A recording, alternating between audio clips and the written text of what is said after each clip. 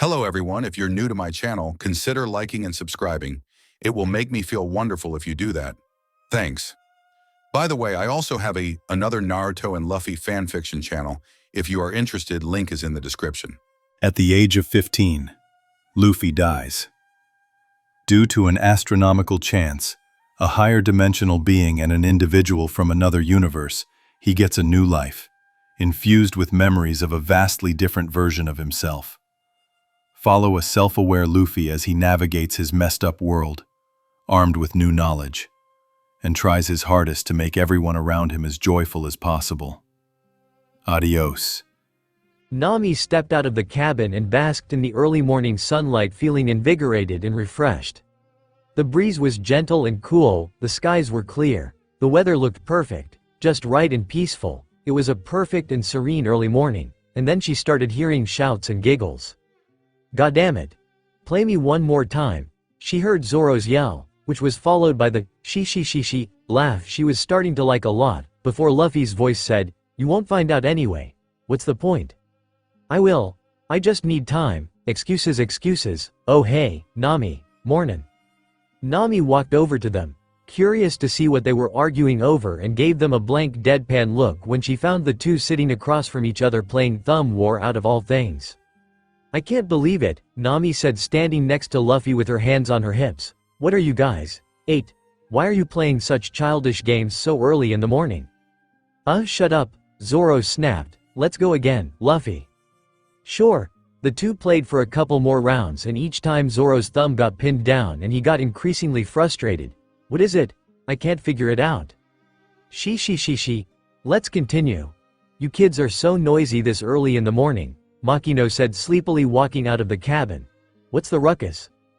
"A couple of children playing, that's all." "Playing?" Makino asked, and after watching the two play for a couple more rounds, she chided Luffy, "Luffy, you're cheating." "How?" Zoro almost screamed in frustration.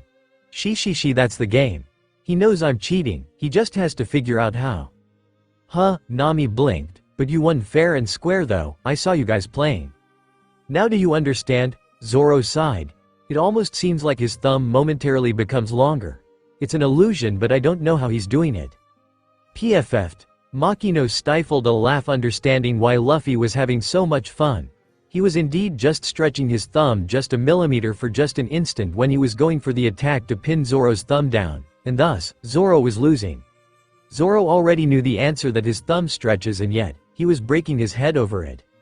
Zoro glared at the laughing Makino, realizing that she knew the secret and that he was missing something very obvious and basic, but he just couldn't figure out what. And neither could Nami, as she just tilted her head, thinking hard about it. "Anyway," Luffy chuckled, getting up, "think about it. We have all the time in the world." Fine. You know Zoro," Nami said, getting his attention. "Based on the rumors, I thought you would be this bloodthirsty bounty hunter who goes around killing for pleasure, but you're nothing like that." I never called myself a bounty hunter in the first place. I left my island in search of a man, but then I couldn't find my way back. I had no choice but to turn in some bounties to earn some money." "Oh, so you just got lost?" Luffy laughed. The big scary pirate hunter was just looking to make living expenses because he got lost. Makino teased, and Nami giggled, nodding her head. "Shut up. You don't have to say it like that." She. "Don't worry, Zoro. I'm just as bad at navigating too. Once, I spent a fortnight trying to search for an island that was supposed to be 2 days away, and I didn't even find it in the end." "What? How the hell did you get so lost?" Nami said, bewildered. "I didn't get lost exactly.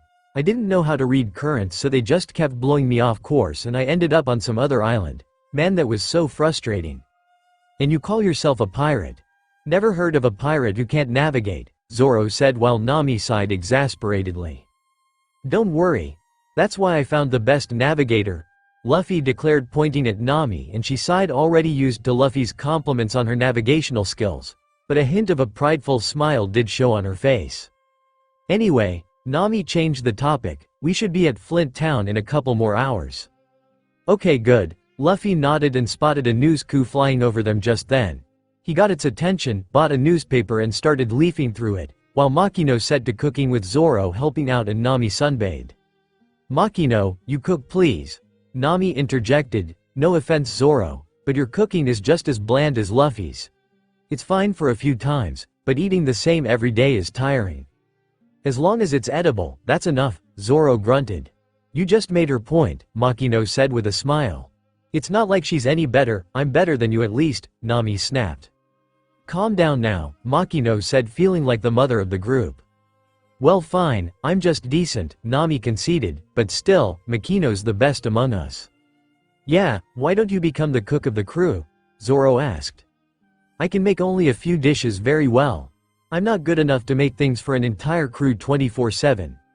Besides, I'm not fit for life on the seas. Have you seen me fight? I guess not, Zoro nodded. I still don't get why you're here then. Just accompanying Luffy for a bit. I missed him and haven't gotten to spend much time with him in recent years, so I'm here. Why? Are you that against the idea of me here? Makino asked slyly. No, just asking, Zoro placated, accepting the answer. He had thought that she was a civilian back in Shellstown, but when she had come with them, he had gotten confused as Luffy had said that only Nami and he were the crewmates. She had given the same answer of, I wanted to spend time with Luffy, so I came, when he had asked then, and he still didn't know her real reason. He didn't mind her much though. Even though she didn't have any strength, she was just as fearless as Luffy was, so he didn't mind her company. While the three talked, Luffy was intently reading the newspaper. Any new developments with the situation in Flint? Makino asked when she saw him lost in the paper. No, there's no update, it still says that the Marines are looking into it. I hope your friends are okay, Makino said, and Luffy nodded, not even sure if his friends were real. The situation was about a certain town called Flint where all the people had disappeared overnight with no one having any idea of where they went. 2 different pirate ships were also found at the docks, so they had initially assumed it was a pirate attack, but the pirates too were nowhere to be found. It was bizarre and no one knew what had happened, but what had caught Luffy's attention were the names of the 2 pirate captains of the ships that were found at the shore: Crescent Moon Galley and Six-Sided Spiel. Luffy remembered the 2 other versions of Romance Dawn Oda had drawn other than the canon one in which the main antagonists in each version were the 2 pirates mentioned. The 2 versions were just one-shots and also had a different girl each, who were just previous draft versions of Nami, but they were still their own person with their own history. One was Silk, a blonde girl who considered the townspeople who raised her as her treasure as she was just a baby who some pirates had abandoned in that town. Luffy didn't remember much other than bits and pieces of Galley showing up at her town and stealing everything, Silk saving Luffy from drowning, and him returning the favor by destroying Galley ship, defeating him and getting all the treasure back to Silk. He also remembered that this version had concepts of Morganeers and Peace Mains, basically bad and good pirates, which were terms that didn't even exist in his reality. The other one was Anne, a blue-haired girl with a huge panda-like bird she called Balloon, who she considered as her treasure. Again, he only remembered bits like him meeting Anne in a prison cell, Anne saving him from drowning, Spiel stealing Balloon and flying away on a broomstick, and him repaying the favor by rocketing himself to Spiel and rescuing Balloon for Anne. This version had the concept of black magic, which again wasn't a thing in his reality. His origin story was also different in one of Though, who was a pirate, being the one who had inspired him to take up piracy and also the one who had given him his hat. He had rolled on the floor laughing for 5 whole minutes when he first recalled that. Luffy had actually seen the 2 pirates' bounty posters back in Logatown, and it had taken him quite some time to remember why their names seemed familiar. Once he recalled the different Romance Dawn versions though, it had him thinking that if those pirates were real, then it was possible that Silk and Anne were real too. And that thought had made him paranoid as to whether only one out of the 3 Nami, Silk, or Anne, could exist in any reality or whether all of them could exist. The thought of Nami not existing, and Anne, Silk taking her place in his journey made him worried, because if that was the case, then he would always compare Anne, Silk with the story Nami from his memories and as a captain, and also a person. That would be a horrible and a very unfair way to treat Anne, Silk. He knew he was overthinking it, but once the thought occurred, he couldn't shake off the anxious feelings and wanted to confirm Nami's existence as soon as possible so that he could have a peace of mind. Thus, him leaving early in search of her, and when he finally did find her, he had felt a massive weight lift off his chest. But while leaving Shellstown, the news of Flint Town and the 2 pirate ships were mentioned in the papers, and since he already knew Nami existed, He was only excited to see if Silk and Anne were real too. Would they look alike? What are their stories? How would they affect him, if at all? He had so many different thoughts about them, and thus, they were heading to where Spiel and Galley's ships were found, i.e., Flint Town. It also didn't seem like the events that had happened in the one-shots had happened in reality, as both pirates were found together and also disappeared along with the townspeople. Were Silk and Anne somehow present in that town and disappeared too? He had to know. And thus, he had told Nami to set a course for Flint Town. That was 4 days ago, and they were currently just a couple of hours away from said island. Come on, Fate, give me a great adventure I know nothing about. Oh. A couple of hours later, they finally spotted the island where Flint Town was situated and also the expected 2 pirate ships. But there were also 3 marine ships and a multitude of smaller ships and boats populating the shores of the island. Looks like they've put up a blockade. Luffy sighed when he saw that the Marines were patrolling the border of the town on foot, not allowing anyone in. They could dock at the island, but the closest anyone could get to the actual town was just the borders where supplies were being sold. Guess many are here to see what happened, Zoro commented, seeing that the people on the multiple boats were just gossiping. So what now? I don't think they will listen if we say we knew someone on the island. There's already a long line of such people over there, Makino said, pointing to a group of people who were gathered just outside the patrol area and were crying their eyes out. I'll just sneak in and see what the situation is, Luffy announced just as they docked. I'll go check out the pirate ships then, Nami said, eyeing the 2 ships. They might have left some treasure. Makino decided to go with Luffy while Nami coerced Zoro into going with her, and the 2 teams split up. So how do we sneak in? Makino asked as she and Luffy stood behind the people who were begging for any information from the Marines about the townspeople's whereabouts. Don't worry about that. Luffy grinned, grabbing her hand and leading her behind a tree. He then scooped her up in a princess carry, and without giving her a chance to think, used Soru to just run past the patrol. He made it to the inside of the town and stopped behind a building to observe what was happening. I still get dizzy when you do that, Makino mumbled as she leaned on him for support while Luffy peeked from behind the building. I've only seen your grandpa be able to do things like this. Yeah, it's used by high-level Marines actually. Stupid Gramps could have taught it to me when I was young, he grumbled before sighing and talking about the town. Don't see any blood anywhere, so they weren't killed at least. Looks like it, Makino also commented, seeing the town. So how exactly do we find out if your friends were here or not? I'm not sure. Let's look around more, Luffy said and grinned. Ready for another round? I'll be going faster? Yes. Makino sighed, tightening her hold on him. Luffy kept using Soru to explore the town while hiding from any patrolling Marines, trying to see if anything would grab his attention until he saw a restaurant bar. His memories got jogged as he recalled that Silk worked at a restaurant too, and that's where his story counterpart met her. And so, he made his way to the inside of the bar and finally stopped. Luffy, Makino whined as she got down from his arms and staggered on her feet, feeling nauseous. She take a minute. Luffy chuckled as he made her sit on a chair before he started looking around. It was a fairly normal restaurant bar, and he didn't find anything that would indicate Silk was there. That is until he saw the pictures hung up on the wall. I can't believe I forgot to ask, but who is this friend of yours anyway? Makino asked, feeling better and coming up to him, just in time for him to spot a blonde woman who seemed familiar in one of the pictures. Her? Luffy cheered, finally knowing that Silk was, in fact, real, but then his eyes fell on the rest of her body and his eyes shined with fascination. Oh wow. She actually didn't look like Nami much, but she was a bit similar, with a much more angular face. A much better physique fit for a nimble fighter. Blonde waist-length hair that was tied up in a ponytail, and most importantly of all, the fact that had him really excited, was that she had a metallic left arm. Metal arm Nami, or Silk in this case. I guess the early concept art of Nami by Oda had her having a metallic left arm while wielding a huge oversized axe, and it looked like Silk was the one who had the metallic arm in this reality. Who is she? It's complicated to explain, but she's a friend I guess. Her name is Silk. I see. So what now? Your friend is in many of these pictures, so guess she lived in this town. Yeah, now we gotta find out what happened to the people in this town. Makino observed the pictures with a pondering look on her face before saying, let's go upstairs. Judging by the photos, I think she lived in this restaurant itself.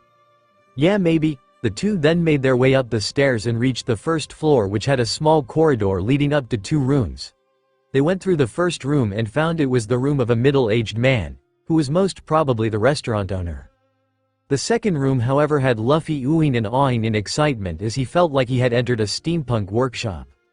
It was a room filled with all sorts of tools and equipment used for blacksmithing, except for a furnace. The floor was littered with gears, screws and all sorts of materials, while the walls were adorned with all sorts of weapons like swords, crossbows, axes, flails, and so on. The scent of oil was heavy in the air, and in one corner of the room, there was a workbench on which sat a metallic arm. He excitedly went to examine it and found it to be quite lightweight, and even though some parts were rusty, it was an intricate creation with all sorts of gears and mechanisms which he didn't understand. He soon found a retractable blade on its side, and on its top was a hollow rectangular cavity which just seemed like a hole.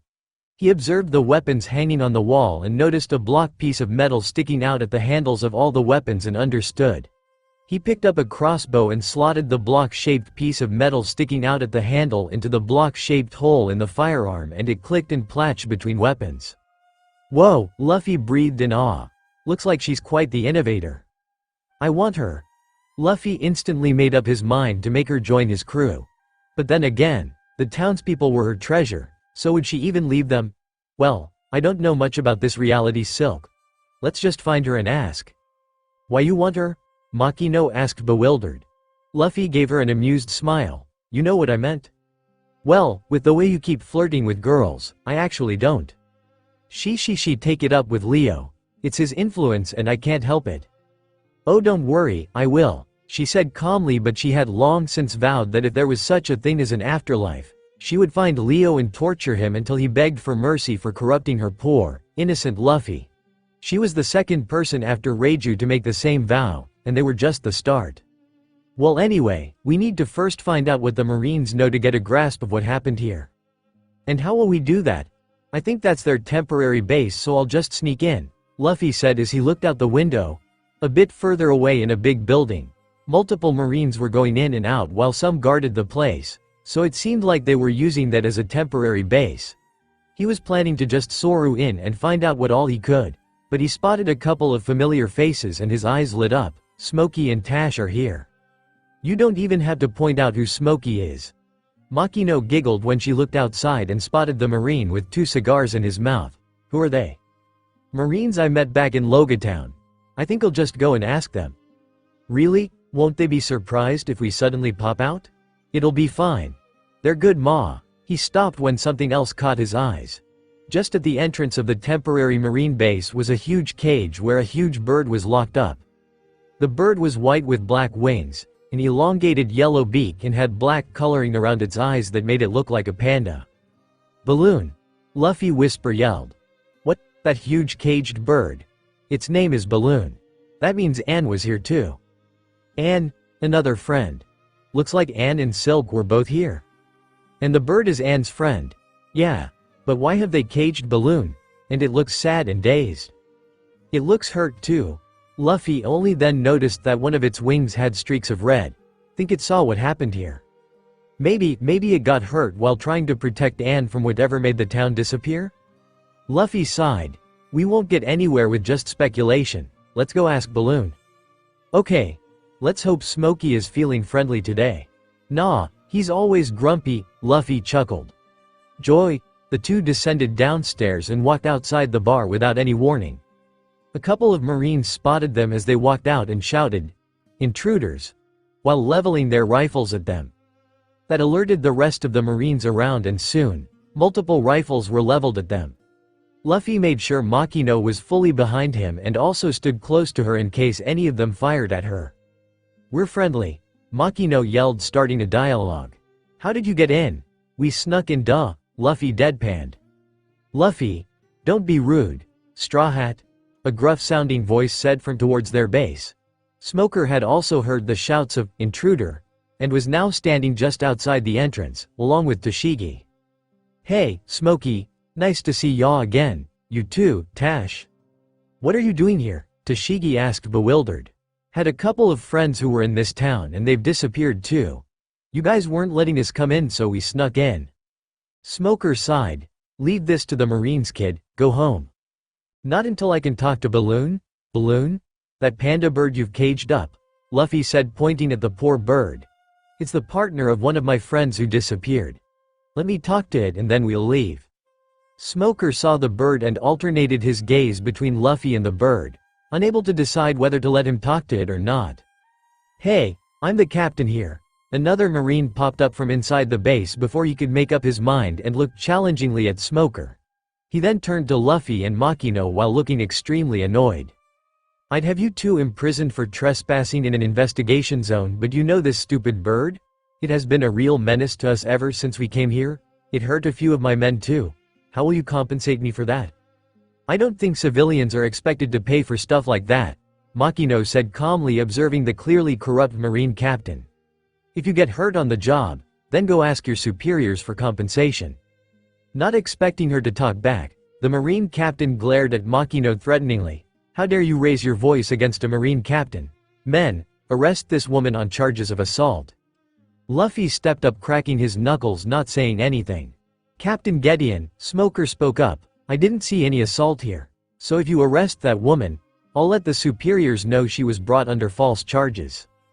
The Marine captain, who was apparently named Gideon, grit his teeth in frustration. You have no jurisdiction here. I'm just gonna report it as a witness, not a Marine captain. Gideon glared at Smoker for a couple of seconds before throwing his arms up in frustration as he turned back to Makino and Luffy. Take the damn bird and get lost. Sure, Makino said with a sweet smile. Luffy chuckled, knowing he would be out of a job by next week, as Makino would definitely call Sengoku and insist he does something about him. Luffy then walked up to the base along with Makino, uncaring of all the other Marines who had since lowered their rifles. He stood in front of the cage and studied the bird carefully. Balloon? Balloon perked up slightly but seemed to be in a daze for some reason. Seems to be drugged, Makino commented before turning to one of the nearby Marines. What did you give it? Another person in a doctor's coat who was standing nearby spoke up. Just normal tranquilizers. It was making too much noise, so we had no choice. Can you bring it out of its daze? Sure, but it'll be loud, the doctor said as he came up and started preparing an injection shot.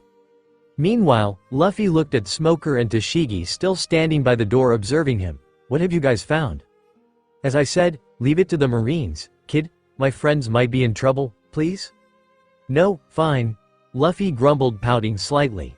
What are you guys doing this far from Logatown anyway? We were responding to a distress call by a pirate-attacked cruise ship and were on our way back with the captured pirates when we heard of this place, Tashigi explained. Thought we would check it out since we were close by and help if needed, since a lot of people went missing. Ah, okay. He wanted to tease Smoker with something, but the doctor had prepared the shot by then and injected Balloon. The bird seemed to slowly regain its consciousness as it blinked repeatedly, but when it saw that it was in a cage in the middle of unfamiliar faces, it come out of its daze, started screeching and banging on the cage with its uninjured wing and beak, jerking it violently. See what we meant by noisy? The doctor said, covering his ears. I'll kill that damn bird if it doesn't shut up or is out of this building in the next 5 minutes. Gideon screamed from somewhere inside the building. Balloon! Luffy yelled, trying to placate it by placing his hand on its beak. Balloon! I'm a friend of Anne. Balloon bit his hand harshly and Luffy kept repeating the same words a couple more times before it finally heard him and stopped, observing Luffy carefully. It's okay, Luffy reassured, petting it gently with his other hand. I'm Anne's friend. I'll get you out of here, don't worry. Balloon slowly opened its beak, letting his hand go, and pitifully licked his hand as it nodded. Good. Do you know what happened here? Was Anne here? Balloon nodded vigorously and started squawking continuously while Movigwa. You know I can't understand you, right? Luffy deadpanned and Balloon stopped squawking, hanging its head down in defeat. She, it's okay. We'll communicate another way. Let's get you out of there first, Luffy said and looked at the Marine with the key to the cage. It's calm now, open it. Balloon, don't make a scene. He added the last part towards Balloon and it nodded. Wait, Smoker suddenly piped up. If that bird knows what happened, then we can't let it go. Makino glared at him.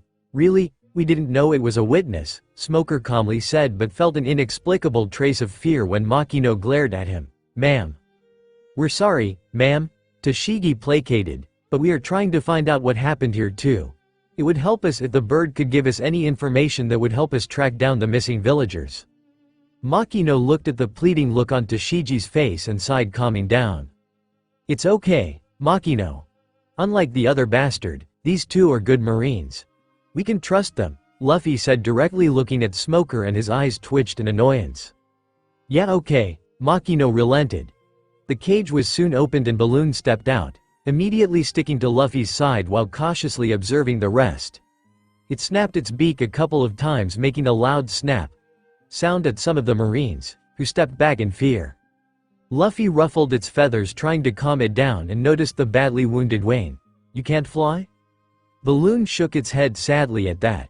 So you tried to get the Marines help by trying to tell them what happened, but they didn't listen, and then you got angry, so started attacking. Balloon nodded, glaring at the nearby Marines, who took another step back in fear as they averted their eyes. It's fine now, Luffy placated. More importantly, we need to track down Anne, so we need you to tell us what happened. Can you write? Balloon shook its head. Luffy paused for a second and looked at Smoker. Can you tell us what you found out so that we can ask the right questions? If not, we'll be playing the toughest game of charades ever? Smoker wanted to tell him to get lost and get the information from the bird themselves, but seeing how the bird stuck to Luffy's side, he knew they wouldn't be able to do it. Besides, it was his fellow Marine's fault who had abused the bird, so he knew he didn't have a choice. Fine, he grumbled before telling them to follow him to another room. 5 minutes later, Luffy, Makino and Balloon were standing around a round table, along with Smoker, Toshigi and a few other Marines.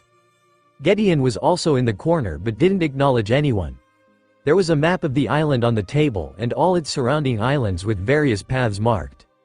Smoker started without wasting much time. Slavers. Makino and Luffy weren't shocked as they kinda expected it, so didn't react much except with a brief nod.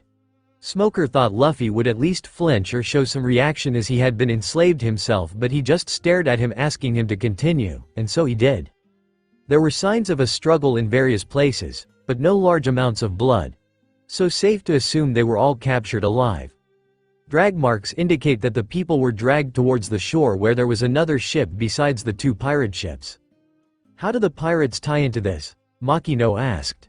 That's what's confusing us, Toshigi continued. We thought first that the pirates were the ones who tried to capture the people, but as you know, they all disappeared too. We think there was a third pirate group which betrayed the two and enslaved them too. Wait, is this island affiliated with the world government? Yes, why is that relevant? Smoker asked. Okay, doesn't seem like Tequila Wolf then, Luffy concluded and answered him. You're not ready to hear the answer to that, Smokey. Smoker's eyes twitched in irritation, but Luffy moved on and addressed Balloon. Was there another pirate group here? It shook his head. Any other group of people? Nod. Luffy thought about the one shot where Anne and Balloon had been captured by Spiel on his boat and wondered if that had happened, so he asked it. What were you and Anne doing here anyway? Were you captured by Spiel? Balloon nodded vigorously. So Spiel came independently to this island? Nod. Was the other pirate group already here? Nod. They fought? Shake. They joined hands? Shake. Luffy thought for a moment. They tried to steal you and as a result, you and Anne were able to escape? Nod, nod. Why would they try to steal that damn bird? Gideon piped up suddenly. Not sure actually, Luffy answered, not remembering the reason from the one shot before continuing. Then the third group showed up while you were trying to escape? It nodded and pointed outside the window to where the restaurant was. The restaurant? Luffy asked, surprised. You took refuge there? Nod. Did you meet Silk? Enthusiastic, surprised nod. Who's that? Smoker asked. A friend who lived at that restaurant. Ooh, so the two lookalikes met. I see, okay. So Silk helped you take refuge while the two pirate groups ran around the village trying to find you guys, Toshigi continued? Nod. The villagers panicked and all hid inside their homes? Nod. The third group of people showed up and started attacking then? Shake. It then slumped down and acted as if it fainted, and quickly got up again. You fell asleep? Luffy picked up again. Shake. It made a circle over the whole village. The whole village fell asleep? Nod. Then it patted itself and opened its eyes wide. Everyone except you fell asleep? Nod. sleeping gas over the entire town. But it didn't affect you? Smoker suggested. Nod. We would have found any residue in the air if that was true, Toshigi said before turning to one of the Marines wearing a lab coat. I didn't see anything about it in the report. You didn't find any, did you? No, we haven't tested the air yet. Smoker, Toshigi, Luffy and Makino's sweat dropped. All the people in a whole town were kidnapped without much bloodshed, so that should have been the first conclusion that they should have made and tested the air. Gideon coughed into his hand. We just found out it was slavers this morning, so we didn't have much time. Besides, we have our hands full with all those annoying people crying at the shore. Hearing that only made Makino's resolution to make sure Gideon was stripped of his title stronger. Luffy moved on, turning back to Balloon. So you tried to fight them off when they tried to kidnap Anne, Silk and everyone else? Nod. Did you see their faces? Shake, gas masks? Nod. Distinct mark. Nod. We'll get to that later. Did you see where they went? Nod. It then pointed to the shore. Another ship was there? Nod. Pirate flag? Marine flag? Shrug. Marine flag? Toshigi said, confused, but Luffy didn't acknowledge it and moved on. Any idea where they went? Nod. It then pointed at itself, made an eating gesture and then flexed. It repeated the action again and Luffy tilted his head in confusion.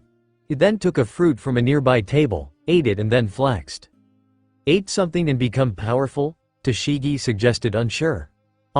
Devil fruit? Luffy realized. You ate one? Nod. The bird is a devil fruit user. Gideon piped up excitedly, but everyone ignored him. Balloon then patted itself and made flapping action with just one wing and then looked all around. Are you trying to tell me what your devil fruit ability is? Nod. Can it help us track down Anne and Silk? Enthusiastic nod. Great. It repeated its action of flapping with one wing and looking all around. Luffy tilted his head, thinking about it. Do you need to be able to fly to track them down? Shake. You can point where they are. Nod. Something like a track fruit? Shrug. Bottom line, you can act like a compass pointing to where Anne is? Enthusiastic nod. Great. Luffy cheered. Point the way then. Gwa. It cheered happily, get its point across and pointed in the southeastern direction. That was quicker than I thought. Good job, Luffy, Makino praised. Yes, thank you Straw Hat, Smoker also added. We should mobilize and go in that direction as soon as possible. Yes, Gideon said, standing up. The reinforcements should be here in around 4 days. We'll set out as soon as they come. The only 4 sane people there, Luffy, Makino, Smoker and Toshigi, plus Balloon, snapped their necks at him simultaneously. Are you serious? Makino yelled. It's already been 4 days and you want to wait for 4 more? Any trail might have gone cold by then? Gwa. Stay out of marine business, woman, Captain, she has a point. Toshigi also piped up. We can't wait for that long. Gideon scoffed. This isn't some small slaver group we're dealing with. They kidnapped an entire town, so they might be a big group. We need more people. I'm not risking my my men's lives on this. We aren't waiting, we're going right now to find them, Luffy stated. Sure, get lost. But the bird stays, of course. I don't know why 2 pirate groups were fighting over it, so we need to first check why before releasing it. Not because it'll help us track down the missing townspeople? Toshigi asked, bewildered. Of course, that too. Oh please. You just think it's valuable because it ate a devil fruit and want to make a profit by selling it yourself, Makino scoffed. That made Gideon flinch slightly and he glared at Makino dangerously while bringing his rifle up, leveling it at her. How dare you accuse a marine of such pettiness? Nope, Luffy just stepped in front of Makino. Stop, Smoker yelled, bringing the quickly deteriorating situation to a standstill. He first turned to Gideon and said, You're pointing a rifle at a civilian. Stand down, but Gideon refused to do so. Smoker then turned to Luffy. We can't let the bird go. We need it to point us in the direction of the people. If you guys agree to leave in the next hour, then sure, I don't mind. But waiting for 4 days, during which they might be sold off, tortured or killed, not happening.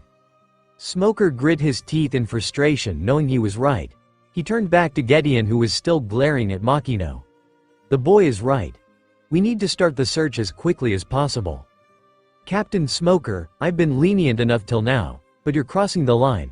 This is my area and I'm in charge here. You have no jurisdiction here, so you don't get to make decisions.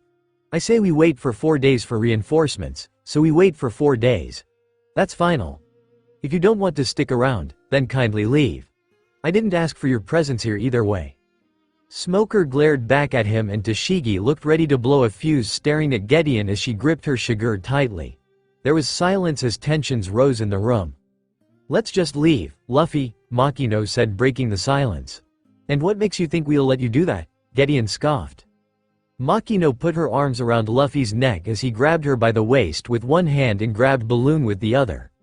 Enjoy your last days as a captain, she said without breaking eye contact before they suddenly disappeared from right in front of their eyes. The Marines looked around frantically trying to find where they were, but Luffy was out of the building and heading towards the shore.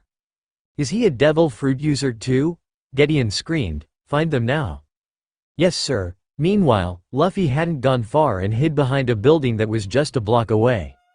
He dropped off both Makino and Balloon and said, "Give me a minute," before he went back to the temporary marine base, right inside Gideon's office.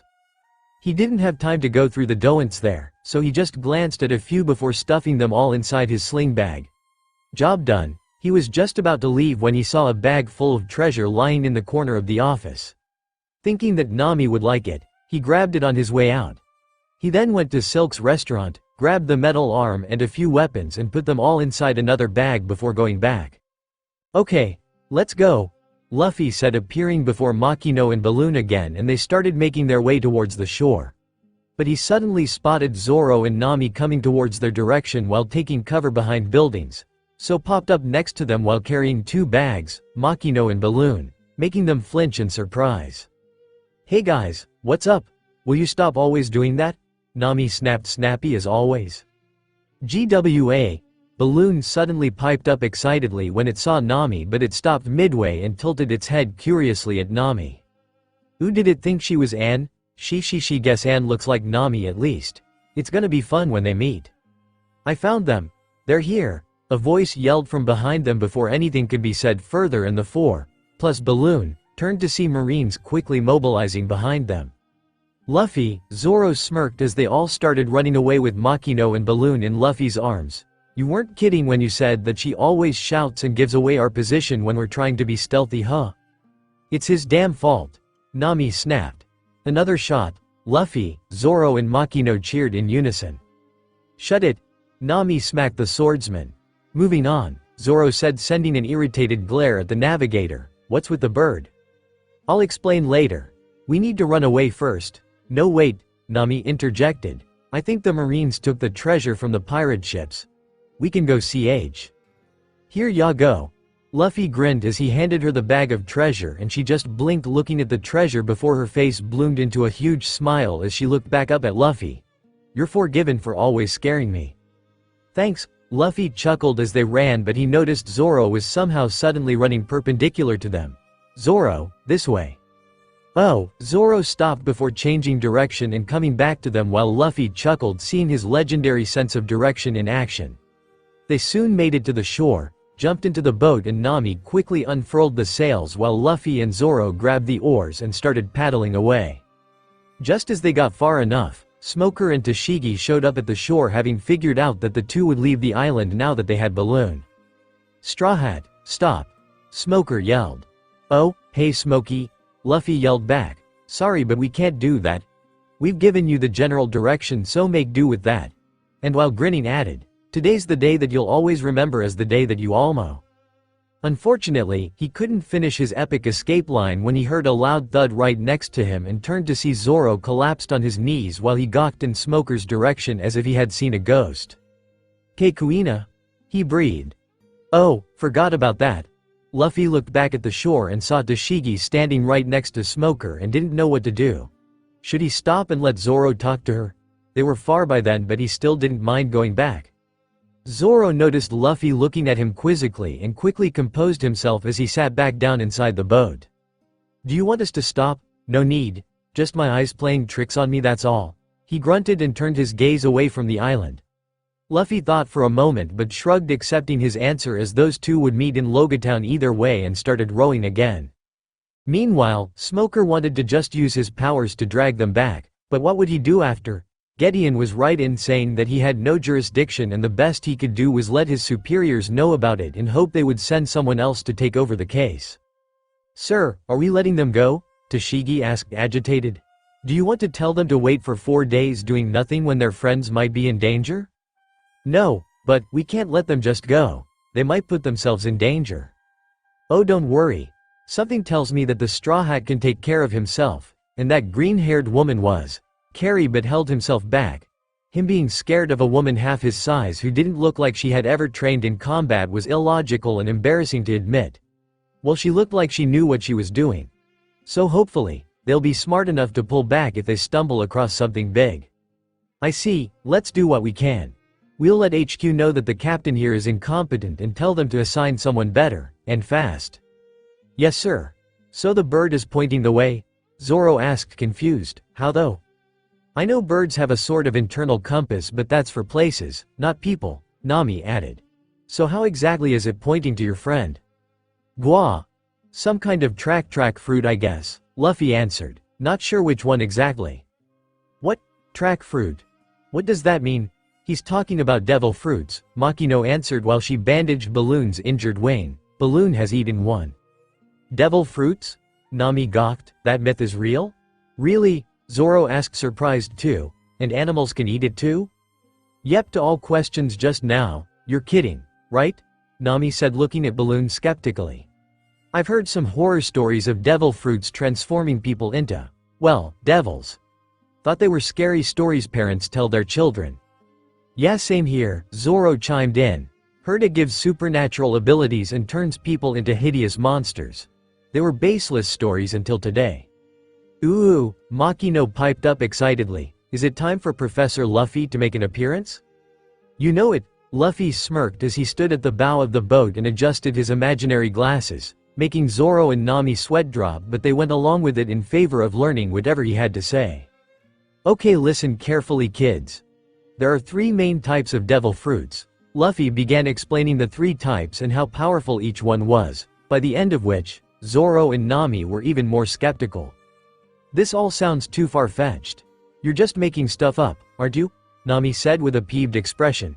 Zoro didn't say anything, but judging by his expression, he was of the same opinion too. "Professor Luffy." Makino raised her hand and Luffy nodded, saying, "Yes, my most prized pupil," making the other 2 and Balloon give them a deadpan look. "Why don't you show them your powers?" "Nah, I decided not to use my powers until we get to the entrance of Grand Line." "Oh, I see. Wait a minute. You've eaten one too?" Nami exclaimed before her eyes widened in realization. "Your super speed. That's because of a devil fruit." "That explains it." Zoro nodded, concluding the same thing too. "But you also stopped bullets. Can you get 2 abilities if you eat 2 fruits?" They had of course asked him about how he could do the stuff he did, and instead of giving them a straight answer and overwhelming them with information about Rokushiki and Haki this soon in the journey, he had chosen to let them figure it out themselves. He was going to tell them soon though. No, Luffy denied their guesses. "Super speed? That's a cooler way of putting it. But even you can do it with enough training. And people can't eat more than 1 devil fruit. You'll explode. And I mean, explode, in quite the literal sense, at least that's what I've heard." "Wah? It has to be, no one can just run that fast." "I'm living proof that one can. That's probably a devil fruit power." She my devil fruit power is much cooler." "Which is what exactly?" "Let's play a guessing game. I won't use it until we reach the entrance of the Grand Line, so you have time to guess until then." "You and your stupid games," Nami sighed. "It's gotta be super speed. You're just lying, or devil fruits are not real and you're just messing with us." The banter went on for a few minutes with Makino watching Luffy and wondering why he liked to make so many silly conversations with the other 2. It wasn't just for this, but he would bring up so many random topics and discuss them while making lots of silly and pointless conversations. He was the same before and when he was alone with her too, but with Nami and Zoro, it was just a bit too excessive. She added this question in a growing list of queries she wanted to ask him about but had no idea how to broach the subject. Okay, you'll just have to see it to believe it." I'm sure we'll run into another user soon enough, so you'll see then. Luffy concluded and they sighed in acceptance. He wanted to have some fun playing pranks on them with his powers, so he didn't want to reveal it just yet. Oh. A few hours passed with Nami guiding them to where Balloon was pointing when Zoro suddenly perked up. Looks like our follower finally got impatient.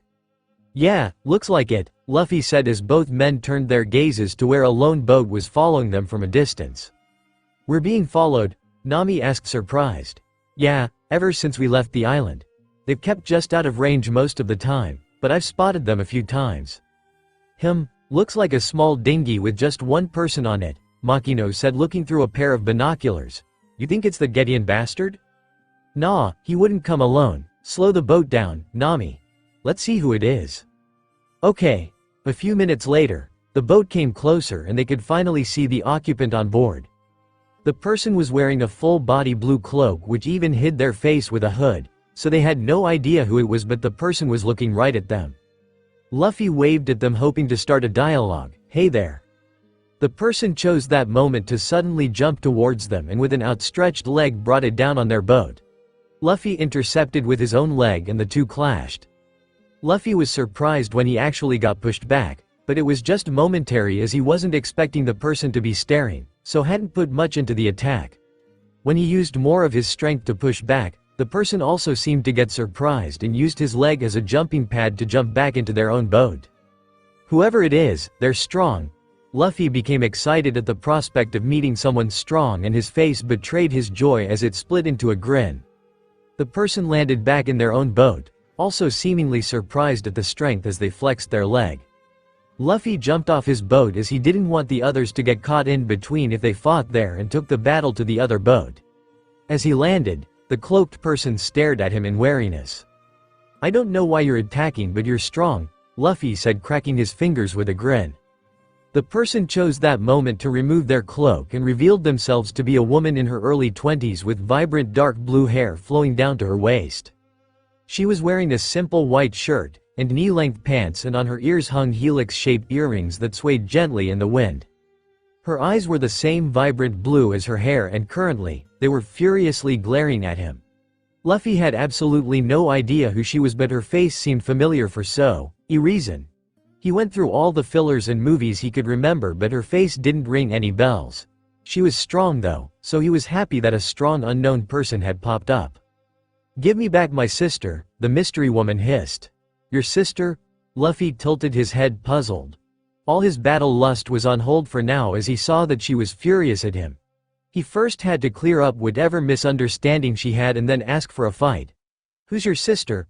I have no idea who you're talking about or why you think I took your sis. Gwa. Gwa. Balloon's happy squawking interrupted them.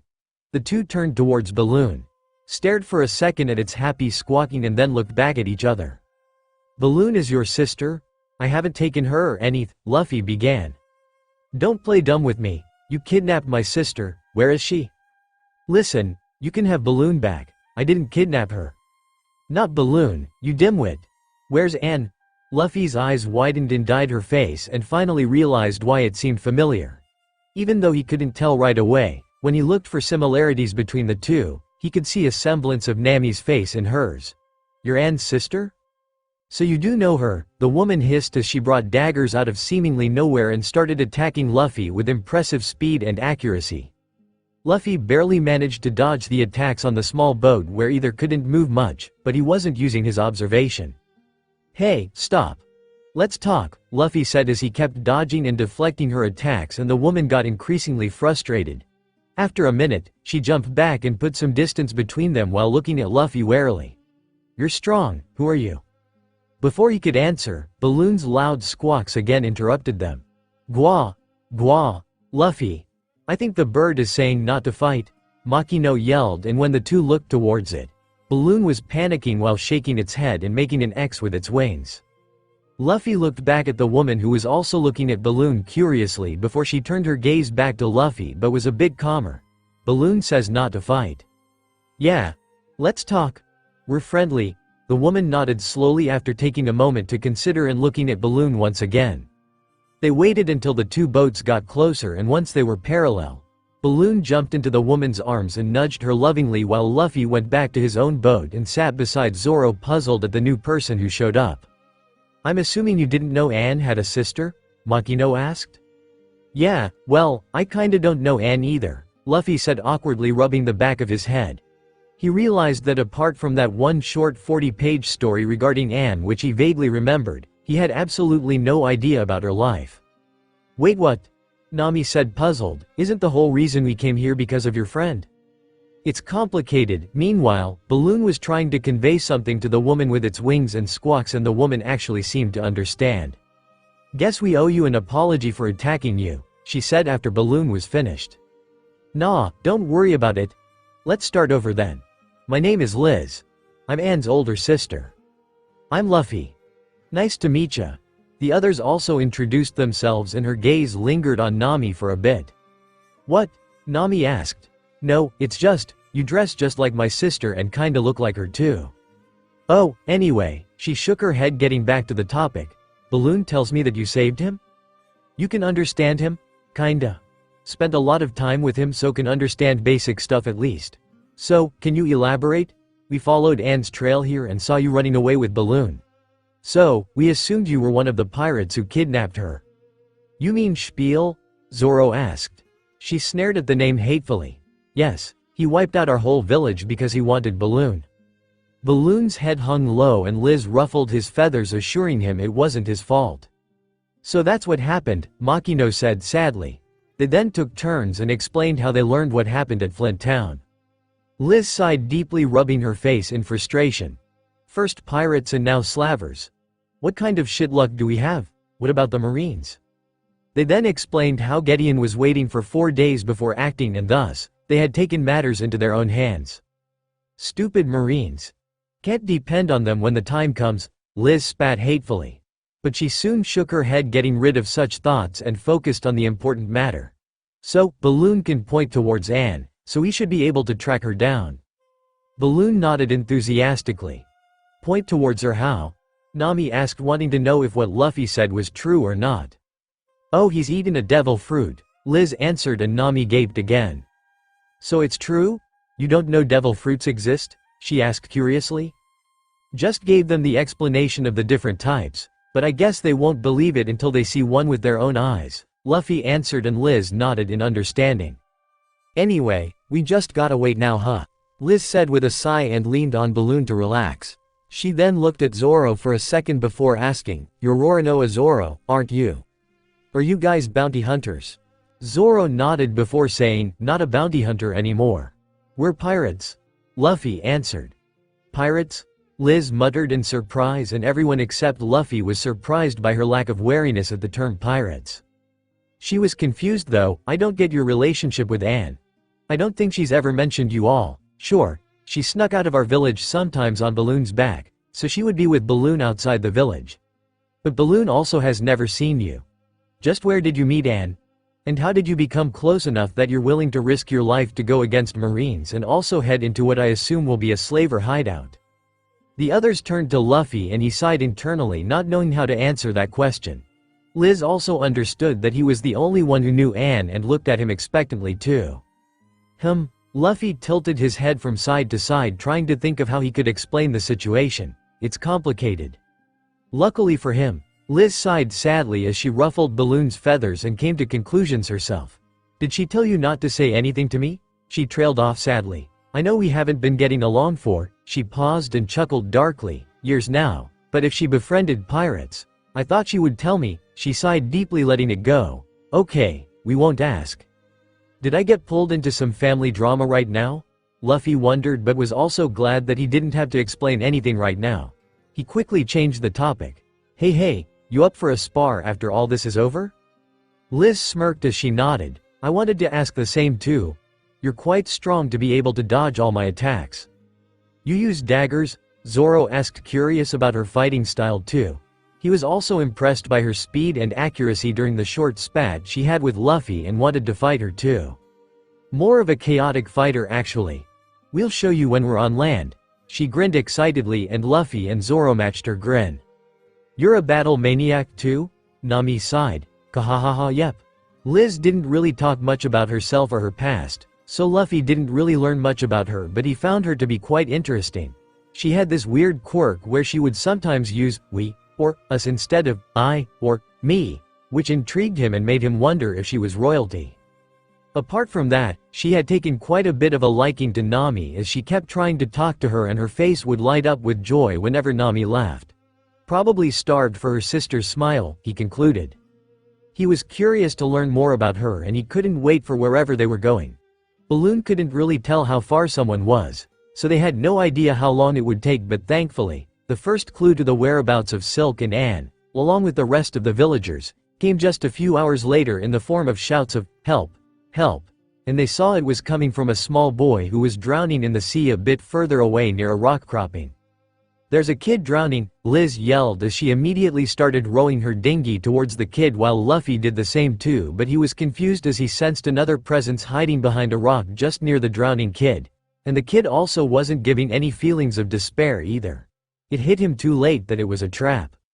"Liz, wait!" he yelled, but Liz was ahead of them and already very close to the kid. When she got close enough, a net suddenly ascended from under her dinghy and trapping her as it got pulled up by a pulley, and Liz, Balloon and her dinghy hung in the air as Liz scowled irritably. Soon, a boat showed up from behind a rock and a lone man was standing on it, Luis, with a smirk. The kid who was drowning also stopped pretending like he was drowning and climbed up the side of the boat beaming with pride. "Good work, Akisu," the man praised. He was wearing cargo pants and a brown jacket and looked like a treasure hunter. "Easy victory. It was a piece of cake. Idiots like these are easy to trick." The kid called Akisu grinned, throwing up a peace sign. He was also wearing similar clothes and looked like a treasure hunter. "The kid was pretending?" Nami huffed. We are the Thief Brothers.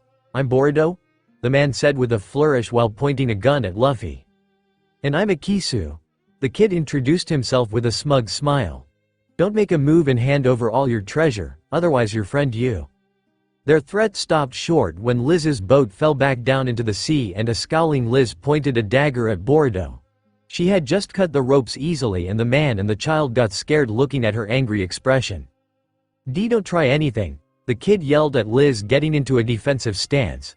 "This is Boruto, the man who will steal the diamond clock and become the greatest thief in the world," he said with a huge flourish pointing at the man. "Did you just say diamond clock?" Nami suddenly gasped with excitement. "What's that?" Makino asked. "It's the finest jewel and the greatest artifact ever created," Nami explained excitedly. "The most valuable clock in the world." While that was happening, Luffy was racking his brain as to why this seemed familiar to him, and when the kid said, "Diamond clock," it finally hit him.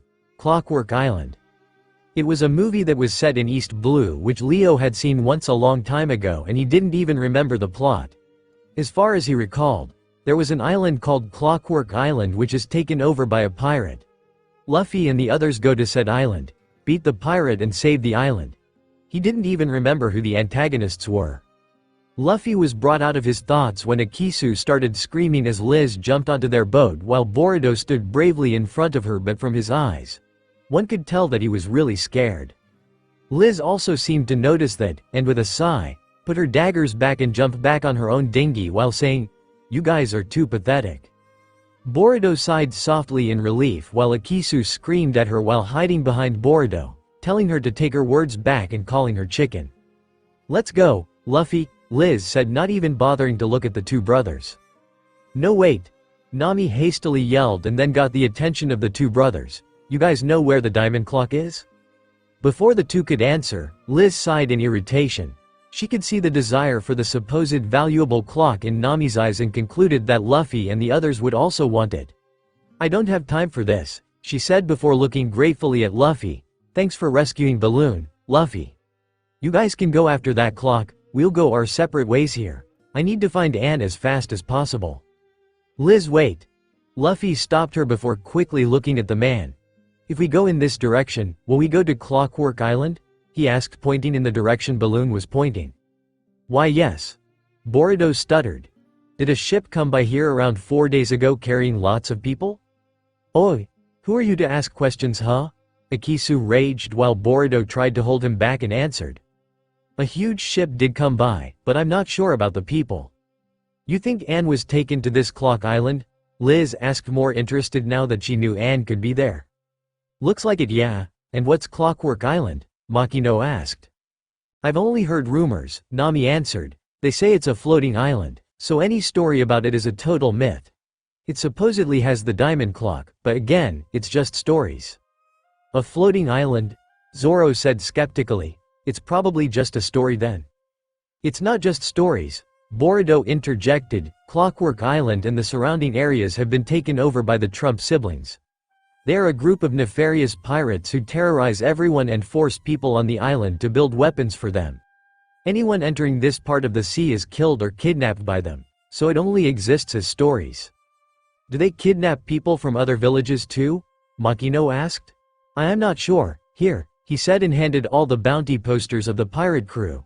There was Boo Jack, Honey Queen, Skunk One, Pin Joker and Bear Cane. They have a card theme going on, Zoro muttered, and Balloon started to suddenly squawk. What is it, Balloon? Liz asked, and Balloon seemed to be saying something. He covered his mouth with his wings and breathed heavily through it.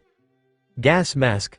Liz guessed, and Balloon nodded before pointing at his forehead and making a heart symbol. That had Liz stumped, and Luffy wondered just what he was saying.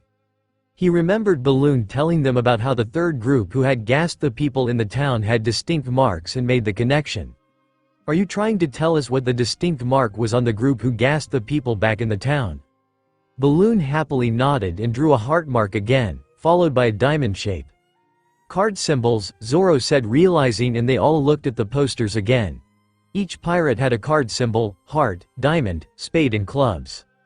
Okay, that just confirms the fact that it was in fact these pirates that kidnapped the entire town, Liz concluded before turning to the two brothers.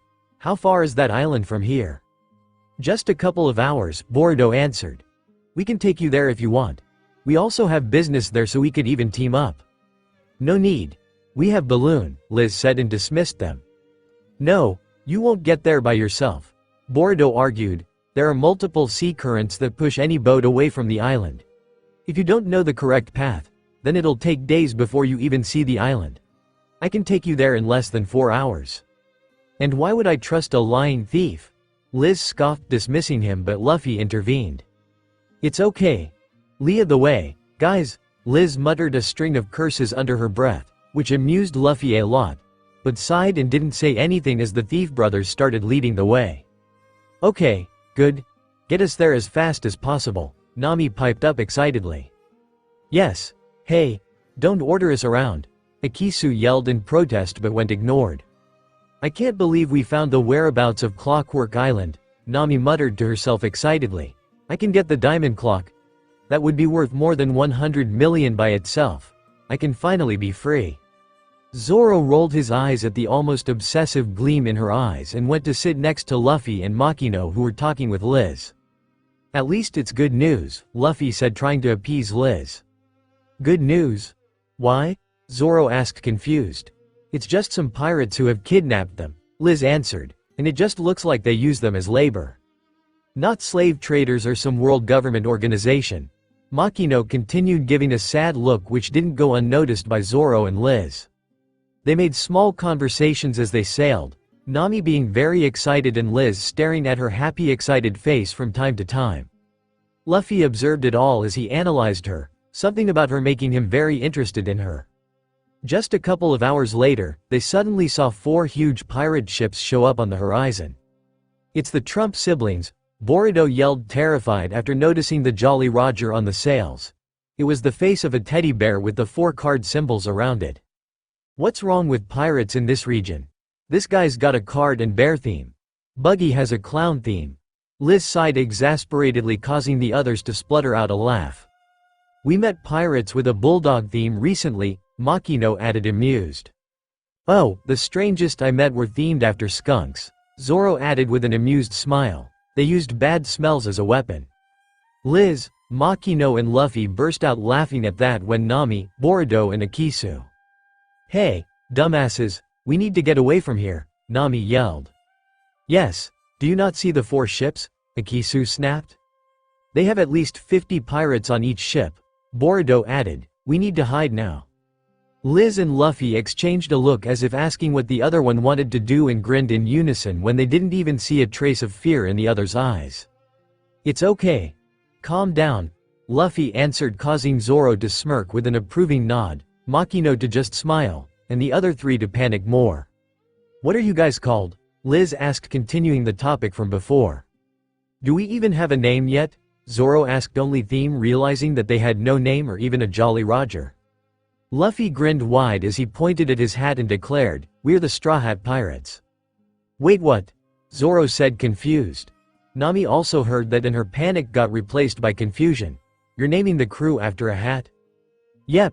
This is my most prized treasure," Luffy explained while also realizing that he hadn't told them about his hat yet. "Wait, that hat?"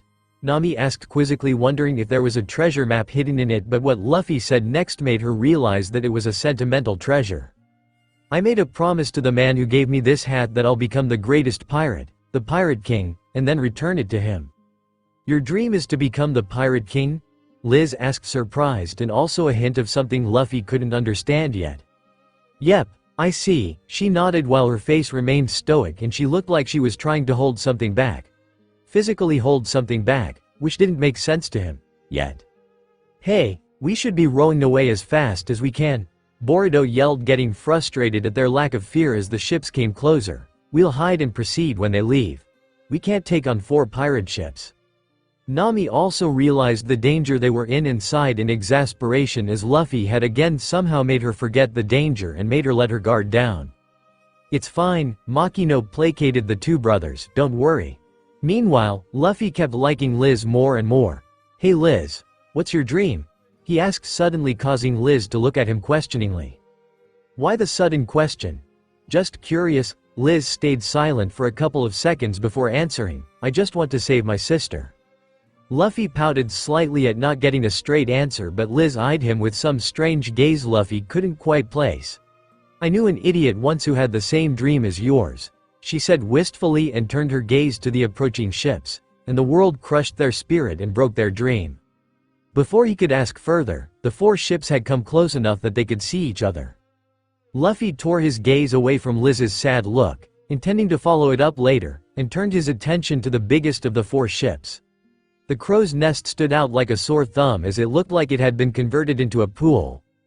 A blonde woman was bathing, completely naked, in the open crownest-turned outdoor pool, looking completely relaxed like she didn't have a care in the world. He recognized the blonde woman from her poster, Honey Queen. Another man jumped up on the railing, who he recognized as Boo Jack. He was a rotund man with a pig-like face, and the clothes along with the furry cap he wore were also pig-themed. "Oh, who might you be?" Honey Queen asked lazily, looking over from her pool. "Where are all the villagers you kidnapped from Flint 4 days ago?" Luffy yelled, getting straight to the point. "Ha ha ha, so, you guys are here to rescue them, are you?" Boo Jack asked with a smug look. "Where are they?" Liz growled angrily. Honey Queen and Boo Jack looked at her carefully, exchanged a look and burst out laughing. "Oh my god, you actually came," Honey drawled with amusement. "Huh? You know me? Your little sister Anne, right? You look kinda similar?" Liz's eyes widened with shock. What have you done to her?" "Don't worry. Bear King has taken quite a liking to her and wants to marry her," Honey drawled, and the atmosphere suddenly got very heavy as Liz grew furious. Still, she kept a composed attitude as she stared at them to get more information first. "If you have done anything to her, I will personally make sure to make your lives a living hell." "Ha ha ha, as funny as it would be to see you try, you should be grateful that Bear King hasn't done anything to her yet," Jack answered, cackling. "Bear King wants to first marry her and another girl before he starts doing this and that to them," Honey drawled seductively, "but Anne said that her sister will come and rescue her soon, so Bear King gave her a 5-day ultimatum. If her sister doesn't show up by then he'll force her to marry him regardless of her wishes, and tonight is the wedding." "Ha ha, and now you're here. We can't have you scurrying around now, CA." He suddenly paused when his eyes fell on Nami. "Oh my, what's this now? There's another girl here who fits Bear King's taste." "Really?" Honey said before peeking over and observing Nami too. "You're right. Let's take this one too." "The fuck you will," Nami snapped, bringing her shock staff out. "Ha ha ha. You will also be Bear King's bride," Jack laughed. Men, attack. The pirates on the 4 pirate ships cheered and started brandishing swords as they prepared for a fight. Unbothered by the number of attacking pirates, Liz let out a soft sigh of relief knowing that her sister was relatively safe. Hey, now it's getting fun. Zoro smirked, taking out his swords as he saw the multitude of pirates coming at them. You suicidal bastards, Nami sighed. You can say that again, Boruto and Akisu yelled, extremely terrified. She looks like you can blow off some steam. Yep, Liz said as she jumped to the side of one of the ships while carrying balloon and smirked, looking back at Luffy and Zoro. See you up there. There are almost 200 people, Boruto yelled, shocked. How can you call th? Oh, shut up, will you? Zoro sighed as he scaled the side of the ship while Luffy grabbed Makino and followed him with a grin and with an exasperated sigh. So did Nami. The thief brothers exchanged glances and, not wanting to be alone on the boat, followed after them too. The pirates started attacking even before they made it to the deck, and Liz, Luffy and Zoro took everyone out causally while Nami hung back a bit but still took out anyone that got close to her. The thief brothers struggled against them, but they were more awed by the strength shown by the others. The pirates from the other ships were swinging over to their ship to attack them too, and even then, they were no match. You two want to see me fight, huh? Liz smirked when she noticed that Luffy and Zoro were more curiously watching her rather than fighting themselves. Yes, Luffy excitedly answered while Zoro nodded. Well, in that case, she grinned as she swung to an adjacent ship. Luffy, with Makino on his back, stood in place while taking out anyone that came close to him and observed her fight. Liz first started punching people left and right as she landed, taking each one out quite easily. She didn't use her daggers though and kept brawling with everyone. When a lot of pirates surrounded her from all sides, she smirked before another Liz suddenly phased out from inside her. Luffy's eyes widened in amazement as there were now 2 Liz fighting. The second Liz was identical to the first one in appearance, with the only difference being that the second Liz was wearing shorts rather than full-length pants. But the battling technique was different as Liz too seemed more proficient in using leg fighting as she only used her legs to fight. A third Liz suddenly popped out from the original Liz, and the new one was wearing the same clothes as the original one, but she was carrying an extra bag. Liz 3 started pulling out bombs from the bag she had and started tossing them everywhere and blowing the ship up while laughing maniacally. She bombarded the ship with bombs as she kept her bag, not even caring that the other 2 Liz were getting caught up in the explosions too. The original Liz and Liz 2 punch-smacked the bomb Liz while reprimanding her for carelessly blowing stuff up, but bomb Liz just continued laughing like she was having the time of her life. What the hell am I looking at? Zoro muttered, completely bewildered at the events unfolding on the other ship. Good, so I'm not the only one seeing this then, Nami breathed, equally dumbstruck. That, Makino commented with a smile, is your proof of a devil fruit. Both their eyes widened with realization. So they're real, my god. Meanwhile, Luffy had stars shining in his eyes as he watched her fight. She's so cool. Kahahahaha. Bomb Liz's loud maniacal laughter made the pirates on that ship terrified out of their minds. The ones not caught up in an explosion or beaten up by the first 2 Liz's jumped ship. Just as it blew up in a blazing fury as Bomb Liz had just dropped a bigger bomb on it. The 3 Liz jumped back on the ship Luffy was on, while he looked with shining eyes at the 3 Liz. That was so cool, Luffy yelled, running up to each one and studying them carefully. More like messy, Liz 2 snapped, glaring at Bomb Liz. Kahahahaha, I love blowing stuff up, Bomb Liz exclaimed with a crazed expression on her face as she stared at the sinking blown up ship proudly. Okay idiots, get back inside, Liz 1 said, and the 2 phased back inside her, while Luffy and the rest gawked. What fruit is that? That's so cool, kahahaha, I'll explain later. Liz laughed just as Bojack came barreling into them, hoping to get them by a surprise attack, but the 2 jumped back to dodge. He actually curled himself into a ball and rolled around while his cape had spikes on it, so he was basically a spiked ball that rolled around and attacked everyone. How dare you destroy our ship? He snarled angrily again, rolling and coming at them. Liz sidestepped him, and just as he passed by her, a hand phased out of her torso and lodged a bomb right inside the balled-up man. A second later, the bomb exploded and a smoking Bojack got launched into the sky and fell into the sea. Luffy and the rest looked at the hand sticking out of her torso that was giving the middle finger to Jack in amazement, shock and wonder just as it phased back inside her, and Liz smirked seeing their reactions.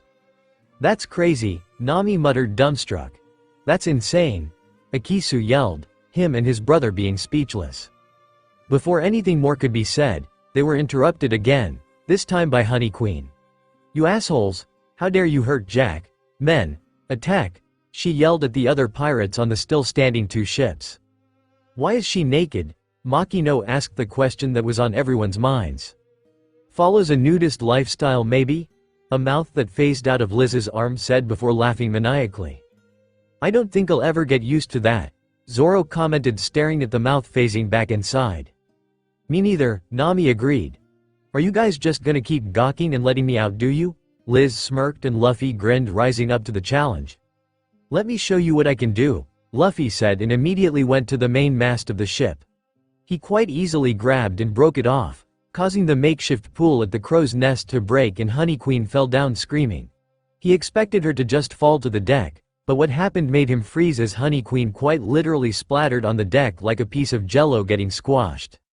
Nami let out a scream thinking that the blonde woman got squished somehow, but it wasn't blood that was spilling out of her body but a pink sludge.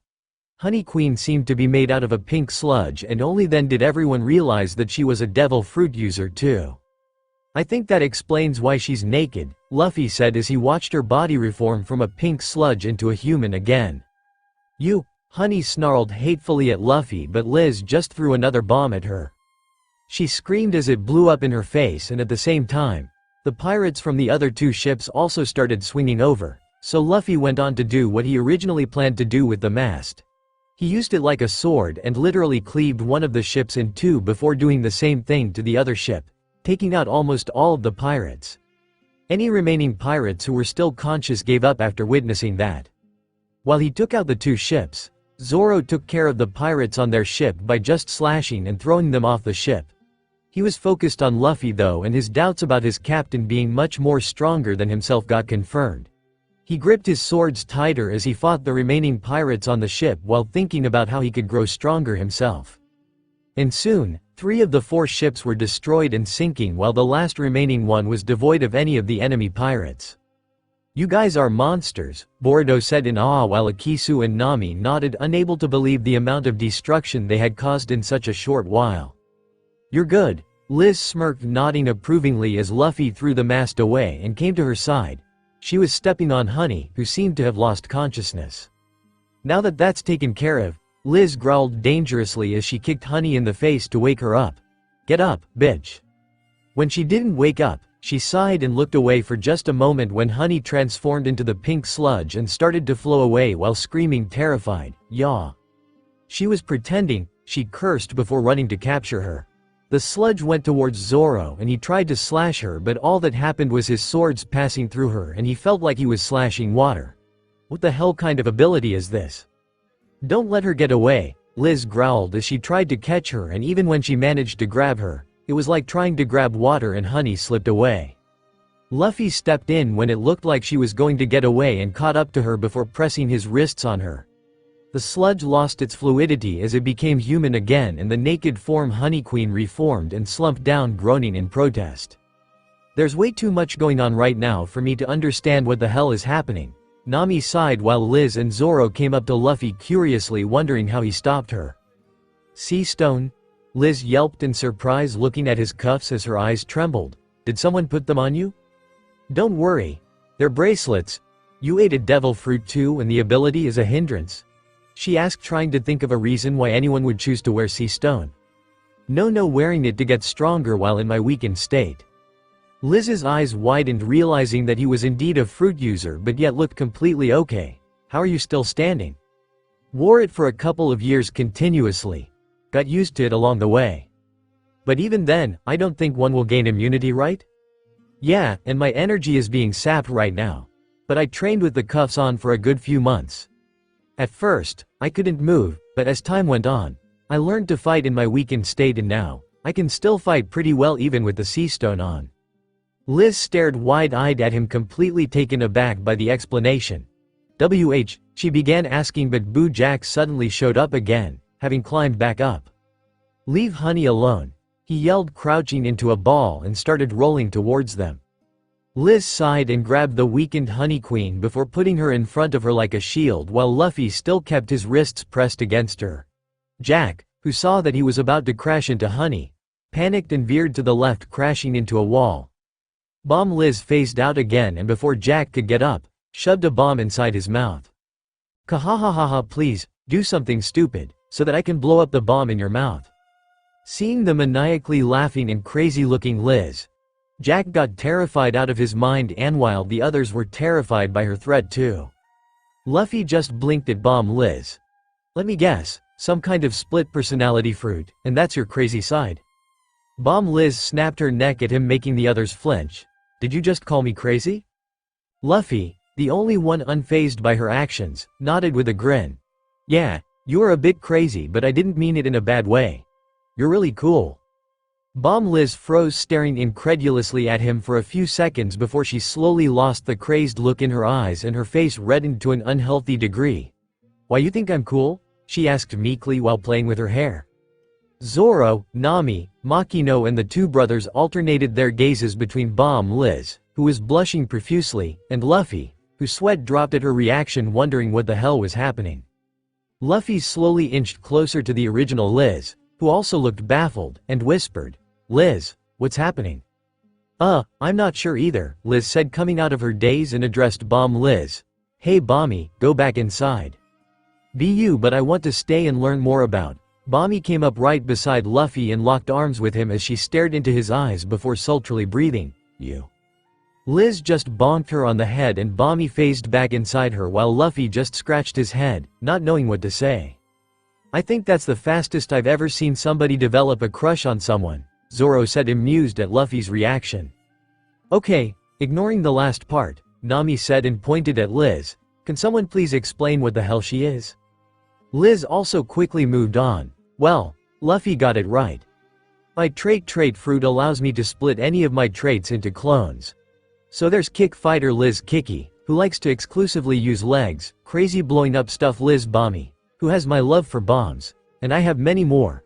Basically any single or a combination of multiple traits of mine can be made into a clone." "Wow, that's one of the craziest and most amazing powers I've heard of," Luffy said with shining eyes.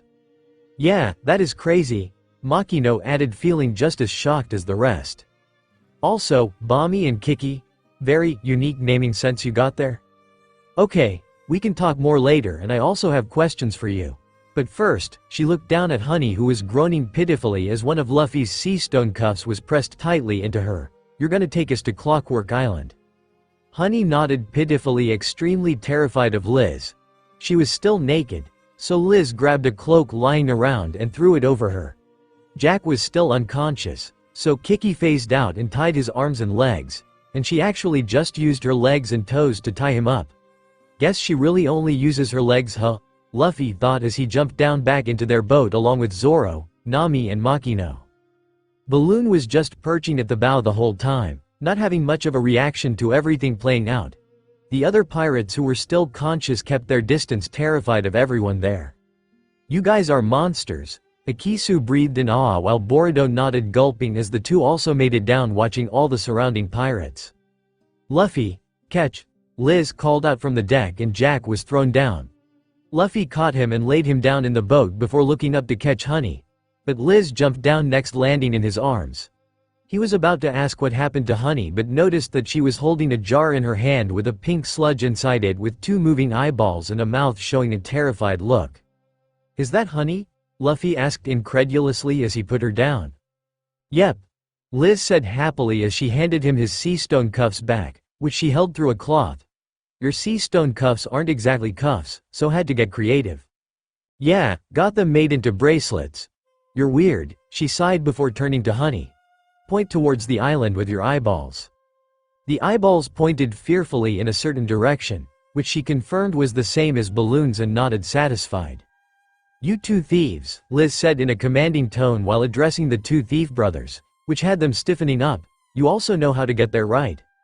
Receiving nods, she smirked, looking at Honey. "If we're going in the wrong direction, tell me. Someone's gonna get flushed down a toilet if that happens." "Yes ma'am." Boruto and Akisu said in unison respectfully, realizing that Liz was much crazier and stronger than what they could handle, while Honey trembled inside her bottle. And I also have Balloon pointing the way. So if all three of you lie, then, Bami's face phased out of her and she maniacally whispered, "Boom," before going back in, which had the two brothers gulping in fear and Honey trembling more. "You sure like to threaten, huh?" Luffy chuckled. "When my sister's involved, there is nothing I wouldn't do to protect her, she's everything to me." "I see," Luffy and Makino said, nodding sagely. Meanwhile, Zoro and Nami were stupefied and both were fixated on the pink sludge in the jar with the moving eyeballs and lips. "Devil fruits, huh?" Zoro finally said, coming to terms with their existence and just how weird they got. "It's so weird," Nami said, still not able to look away from the pink sludge. She, you guys certainly did see two very strange fruit powers as your first ones. So they're usually not so weird?" Nami asked hopefully. "Oh no," Luffy chuckled, "it gets weirder. I know one which gives the user the power of snot." Everyone including Balloon blanched at that. "Are you being serious?" Makino asked, her face turning green from nausea just imagining it. "Yep. Well, mucus technically. Guy uses mucus to stick to walls, in case enemies in it so they suffocate." "Stop talking," Nami snapped, covering his mouth. "I don't want to hear such disgusting things." She. Liz on the other hand was looking at Luffy strangely. "You're talking about Treybowl, aren't you?" Luffy's eyes widened with surprise. "Yeah, you know him?" "I know of him, I see." Luffy sized her up, wondering if she was from the New World and also wondered if she had some connection to Doflamingo, while Liz wondered the same, staring at Luffy. "What's happening?" Zoro asked when he sensed the sudden tense atmosphere. "Nothing," both said in unison, deciding to talk later about it. "Anyway," Liz moved on, "now that we have time, care to tell me why the hell you would put yourself through the hell of wearing sea stone cuffs willingly?" "Okay. I've been listening to you talk about this, but what exactly are you talking about?" Zoro asked curiously, looking at Luffy's cuffs, which led to Luffy giving a brief explanation about sea stone and its effects on devil fruit users. "So I'm assuming that it normally affects users how it affected Honey?" Zoro asked. "Yeah," Liz answered. "Even I'll feel weak." She touched Luffy's cuffs and slumped down immediately before breaking contact. "See? And so, you're the strange one again," Nami sighed. "Are you sure you're a devil fruit user?" "I don't see why he would lie about that," Liz said, thinking that Luffy had some weird power he wanted to suppress. "Oh, he sure is. He ate his fruit when he was really young," Makino said with a reminiscent smile. "It was so chaotic for a few weeks after that. Everyone kept marveling and freaking out seeing your ability." She, yeah. "Okay, now back to the question of why you would wear sea stone then?" "To get stronger," Luffy answered simply. "I trained with the cuffs on, and found that when I removed it later, I was exponentially stronger. So, I trained with them on for a long time." "I don't think one will gain an immunity to sea stone the longer one wears it, right?" "Yeah, no, I'm still in my weakened state. At first, I couldn't even move properly for a few months, but as time went on, I started being able to walk, then run, and so on. And then I trained while wearing the cuffs always." "That's still hell," Liz said, sighing. "What kind of thing was pushing you to put your pain?" "I'm going to become the Pirate King, so of course I gotta get strong. Not just for myself, but also to protect my future crew and friends. I have a lot of things I want to do, and I have to be strong if I want to do it." Liz nodded, satisfied with the answer, and she was going to say something, but suddenly, the upper body of Bami phased out of her. "Oh Luffy, I love you." Bami didn't get to say anymore as Liz just pushed her back inside her. Luffy scratched his head awkwardly, not knowing how to respond, while the others gawked at the scene in bewilderment. Balloon, on the other hand, started squawking, clearly laughing at her. Liz sported a light blush as Luffy looked at her. "It's not what you're thinking," she snapped. "Explain then." "As I said, I can give specific traits to my clones. The one that came out just now is Bami. She has my love for explosives and also my crazy intrusive thoughts." "Intrusive thoughts?" Nami questioned. "Yeah, like how when you're on a cliff and you get a thought that you should jump, or you get a thought of how crazy and funny it would be if you laughed when you're at someone's funeral." "Oh yeah, definitely had those thoughts," Akisu said, nodding sagely. "Exactly what Bami is. She has all my intrusive thoughts, Like how you see a hot guy or girl and you can't help but get a thought that it would be nice to fuck them. Or if you admire someone, you wonder if they loved you or if they're the one. Those kinds of thoughts are also in her. Ah, that explains the earlier behavior. Luffy sighed in relief, thankful that a girl hadn't just fallen in love with him out of nowhere. Yes, exactly. I don't love you or anything. I respect you and thought how you pushed yourself for your dream was admirable. Then just an intrusive thought that you're cute passed my mind and Bami got it too. And she acts on her intrusive thoughts no matter how crazy it is. She usually just says, I want to fuck you, or something like that. But since you complimented her, she's taken a liking to you and thinks she's in love with you. I am in love. Bami yelled, phasing out, but was pulled back inside. Devil fruits are weird, Nami sighed. That's kinda dangerous, isn't it? Makino asked, thinking about the implications of acting on intrusive thoughts. Oh, you have no idea, Liz sighed tiredly. I've had her randomly pop out and call people fat or ugly right to their face. I think someone looks cute and she's in front of them the next moment asking to fuck. Randomly sets things on fire or bites people for no reason. She's popped out and jumped off a cliff a few times, even jumped into the sea. Balloon nodded vigorously while also laughing, seemingly remembering those moments. Wow, what happens if the clone gets hurt or dies? They just get sent back into me and I won't be able to summon them for a while depending on how badly they got hurt. If they die, it takes at least 2 months before they can come out again. Seems like a very tricky power. Could be strong or troublesome depending on the user. Yeah, thought it was a curse at first, but I've come to love my fruit over the years. She good. And it's only Bami who's a bit problematic, the others are cool. Others? How many personalities do you have inside you? That's a secret. Liz smiled, putting a finger on her lips. Are devil fruits always this crazy? Ikisu asked. Sometimes yeah. But look at Honey. She just turns into a fluid, I guess. Sounds like a logia. Yeah, I think so too. She's mentally weak though, a logia fruit is wasted on someone like her, Liz said, shaking the jar, and Honey whimpered pitifully. I feel bad for her, Makino said, looking at the sad floating eyes. Yeah, well, once I confirm my sister is safe, only then will I let you go, she said, staring at Honey inside the jar, and she nodded her little head vigorously. Oh.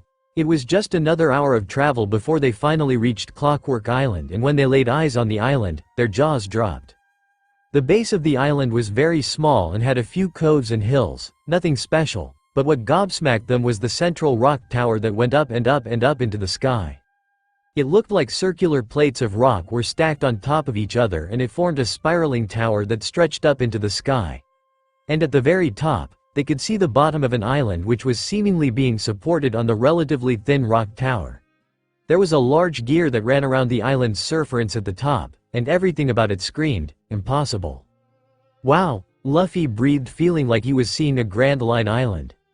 What the hell? Nami breathed in awe as she observed the tower. How the hell? Makino said, is the correct question here, I think. Is that a gear that's surrounding the island? Zoro asked, disbelief evident in his voice. Yeah, and it looks like it's actually spinning. I thought wacky islands like this only existed in the Grand Line, Liz breathed in awe. Do you guys know anything about this? Luffy asked Boruto and Ikisu, as the two seemed to be used to the sight already. Yeah, the people here built it this way so that they would be safe from pirate attacks from the sea, Boruto answered. But that very fact made pirates want to take over the island and attracted the attention of someone strong like Bear Kane. The diamond clock is also in the city at the top, Ikisu added. I see, still, it's amazing how they made this. Luffy couldn't wait to explore the island. They soon docked and found that the fortress had a staircase running all the way up to the top. We have to climb all the way? Makino whined, dreading the staircase. No, Boruto hastily stopped them. Those stairs are for keeping enemies away. It's filled with traps that will kill or drive away anyone who tries to climb it. Ooh, it's filled with booby traps. Great then, not great, idiot, Nami smacked some sense into him. It'll take too long if we go that way, Liz sighed before turning to Boruto, so how do we get up? There's an elevator running up all the way to the city in the central shaft of the tower. When the Trump siblings come down to terrorize the surroundings, the secret path opens up, but I don't know where it is. That's simple then, Liz said as she stared at Honey in the jar. I'm gonna let you out now and you will take us to the top. You try to escape even once and I will catch you. Stuff a bomb in your mouth and all over your fluid body and evaporate you. Bommy made a brief appearance phasing out of her face, scaring the life out of Honey, who nodded vigorously. She's scary, Zoro said, seeing that Liz was being completely serious. Poor girl, Makino commented, and Luffy nodded, feeling extremely bad for Honey, but she was one of the people who had kidnapped a village full of people and apparently terrorized others, so didn't see any reason to step in. Who cares? Nami piped up, more excited at the prospect of stealing the diamond clock. Let's go quickly. Liz opened the jar and released Honey from her confines, who slowly poured out and formed into a human. Makino handed her a blanket to cover herself and she warily started leading the way towards a small cave. They thought about hauling the tied-up Boo Jack for a moment, but since they already had one prisoner, they left him. This is where the path is. Honey stuttered as she walked while Liz followed closely behind while keeping a hand at the back of her neck. They all entered a cave and after walking a couple of minutes, Honey stopped and revealed a hidden compartment in the wall. It was a keypad in which she quickly punched in a code and a door opened up, revealing an elevator. Wow, so this is where it was. Akisu excitedly jumped into it, followed by the others. This is so simple, Boruto said, happy at having found a way up to the top so easily. Hey, you guys want to save someone and we want to steal the diamond clock. Either way, we'll both have to take down that, so let's work together. What do you say? I'm the one who'll get the diamond clock, Nami snapped. Didn't you say you only stole from pirates? Zoro asked, which made Nami freeze. But it's the diamond clock, Nami cried and then hopefully turned to Luffy. You want to steal it, right? It's worth maybe hundreds of millions? Not really interested. I'm excited to see the place though. I bet it's awesome. Luffy replied, causing Nami to slump her shoulders down while mumbling under her breath. The one pirate I like and he's not fucking interested in treasure. Meanwhile, Liz smiled, staring at Luffy. The kind of pirate that's in it for the adventure, huh? Uh-huh, I respect pirates like you. What do you mean pirates like him? Nami said, confused. He's the only one like that. No, there are many like him, Liz said with a wistful smile on her face. Roger is the prime example, of course. He was so amazing. My dad was inspired by him. She abruptly stopped and the wistful smile she had disappeared from her face and got replaced by a neutral look. Forget it. Luffy frowned internally, watching the sudden change. He wanted to ask more, but the elevator reached the top at that time, and when the doors opened, all thoughts left his mind as he gawked at the magnificent island. Green pastures blanketed the entire island, which rose upwards in a step-like formation, and windmills could be found all over the city at regular intervals. The buildings, windmills and everything else were clock-themed, as they had gears as doors or windows. And some buildings were even shaped in the form of a clock. This island is spectacular. Luffy breathed in awe, barely holding himself back from running everywhere. I'm speechless, Nami said, marveling at all the different infrastructure. Never thought I would see a city like this. This is Clockwork Town where all the inhabitants live, Boruto informed with a grin. And that right there, he said, pointing at a white castle at the center of the island atop a hill which looked like a stack of crowns placed on top of one another, is the Trump Castle. Great, first off, Liz turned to Balloon. Is she in range? Balloon shook his head. Range for what? It's Balloon's ability. You'll see it soon. Now you. She turned on Honey, take us close to the castle without raising suspicion. Honey meekly nodded her head and the group started making their way towards the castle. Luffy was marveling at the city itself, noticing all the amazing craft workshops and the technological creations, and felt like he was on an island in the Grand Line. He wanted to explore the city badly, but thought he should get Anne and Silk to safety first, and then he would have all the time to explore the city. When the group got closer to the castle, Balloon suddenly started squawking happily. Liz also smiled and nodded. Go ahead, swap. Balloon then closed his eyes and disappeared suddenly. An instant later, a blue short-haired girl with vibrant blue eyes in a wedding dress suddenly appeared where Balloon had been standing. Liz lunged at her and brought her into a hug with tears in her eyes. Anne. Liz. You came. Anne also yelled happily, hugging her sister tightly. So a fruit that allows you to swap places with people in a certain range? Makino theorized. Yeah, looks like it, but how does the tracking thing work? Luffy wondered but was more focused on Anne. He studied Anne carefully and then looked at Nami, who was also studying her curiously. She looked different enough that they wouldn't be considered twins, but still, if one took Nami's face and made only a few adjustments like making the eyes thinner, chin shorter, and similar minute changes, they would get Anne's face. Yeah, they kinda do look alike, Zoro commented, alternating his gaze between the two. Yeah, they sure do, Makino, Boruto and Akisu also agreed. Are you okay? Are you safe? Liz asked as she checked for any injuries on Anne. They didn't do anything to you, did they? Anne gave a giggle, patting her sister's head and placating her. Yeah, I'm fine. I can take care of myself, you know. You little idiot. I told you not to go off on your own, Liz, after the initial euphoria after getting her sister safely back wore off, snapped at her. But they took Balloon. I had to, Anne snapped back and suddenly seemed to have realized Balloon was now where she had been. Oh no, we have to get Balloon back now. I was in a cage just now. Yeah, don't worry, I'll go get him back. You, on the other hand, Liz said sternly, are going to hide somewhere around. Anne got pissed and swatted her sister's hand that was on her head. You always do this. That's why I went alone. I'm going to fight too. No, you are not, Liz said with finality, and Anne's face became red with anger. Before she could blow a fuse, Makino thankfully stepped in. Excuse me, Anne, Makino said sweetly, causing Anne to only then look at the others and got startled. Whoa, who are you all? They helped me get here, Liz replied. It's your secret friend too. Wait, you worked with other people? Anne said, wide-eyed in bewilderment, and apparently Liz was a lone wolf kind of girl. And what secret friend?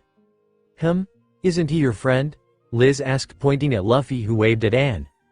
Yo, I don't know, oh my god.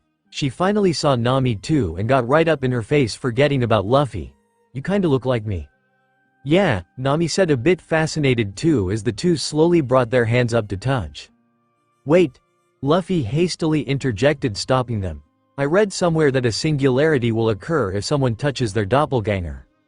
Shut up, idiot. That's just a myth. Oh? Like devil fruits were a myth?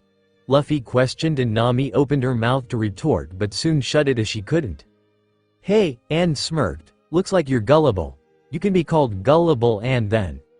The hell I am, Nami snapped. I'm not gullible, it's just with this idiot, And why would I need to be called anything Anne? We already have different names. I heard that if two doppelgangers meet, Boruto jumped in on the teasing, they'll try to assert dominance over each other so that they can establish who the real one is. Yeah, I've heard that one too, Luffy nodded excitedly. Looks like Anne is winning then, Makino giggled. I guess I should call you Gullible Anne from now on, Zoro said, barely able to keep a straight face as Nami was turning redder and redder in embarrassment. When it got too much for her, she lunged at Luffy and started beating the shit out of him for starting the whole thing while everyone else laughed. I'm always the smart one, goddammit, it's all your fault. Hee okay, I'm sorry, Anne chuckled as she placated Nami while she panted heavily after giving Luffy several bumps. Okay, pause. Luffy clapped his hands, getting everyone's attention as he got up. As much as I would milk this for hours, we need to save Silk and Balloon first. He then turned to Anne. Do you know where Silk is? Yes, we were just together up in that castle. The bear wanted to marry us both. Okay, good. And the rest of the people from Flint? Ah yes, they were all brought here too. But they're all in the factories, I think. I caught that stupid bear's fancy, so he took me to the castle intent on marrying me. He didn't touch you, did he? Liz said in a calm, cold voice. No, I just told him that you'll come for me and kick his ass, and he said he'll prove his love to me by killing you. He's so psychotic. Liz let out a sigh of relief. Okay, can you tell me where Silk and now Balloon are trapped? Luffy continued. Sure, I'll lead the way. Anne nodded happily. I said you're going to hide, Liz commanded, causing Anne to glare at her again. Guys, Zoro interrupted, looking around. Where's Honey? They all looked around and she seemed to have slipped away when they were making fun of Nami. She's probably going right to Bear King to tell him about us, Akisu yelped. We need to go now in that case. Boaz. Luffy clapped his hands, putting a stop to everything again. Honey will tell the bear guy that Anne is rescued. So, he's probably going to go where Silk and Balloon are and keep them close. We were already close to him, Anne informed. We were in his throne room itself and he was right in front of me before I swapped. He was sleeping though, so chances are we have around a few minutes? Where is the throne room? Anne pointed straight up, top floor. Okay, I'm gonna go there now, Luffy said, removing his cuffs and handing them to Makino. Are you crazy? Akisu yelled. There are tons of traps here too? There is no way you'll reach the top in minutes. Damn, more traps I'm gonna miss. Luffy whined. I so want to go through all the traps, but since we're pressed for time, I'll take a shortcut. Bami phased out and grabbed Luffy's shoulders with manic glee. You're crazy, just like me. She guessed so. Luffy laughed, which only intensified the crazed look in her eyes. She was pulled back by a huffing Liz. Geez. Stop making her fall more in love with you. What the hell? Bami fell in love. Anne stared wide-eyed. Okay, I'm gonna go now, Luffy said as he was gonna airwalk to the top. We'll gather information around here about where the other kidnapped villagers are then, Makino said, and he nodded before facing the castle. The others thought he was gonna climb it from the outside and thought he was crazy. Wait, Anne stopped him. You can't just go and fight him. Why not? He's holding this island hostage. How? He has the key to this island which he can use to make it fall off the tower in a second.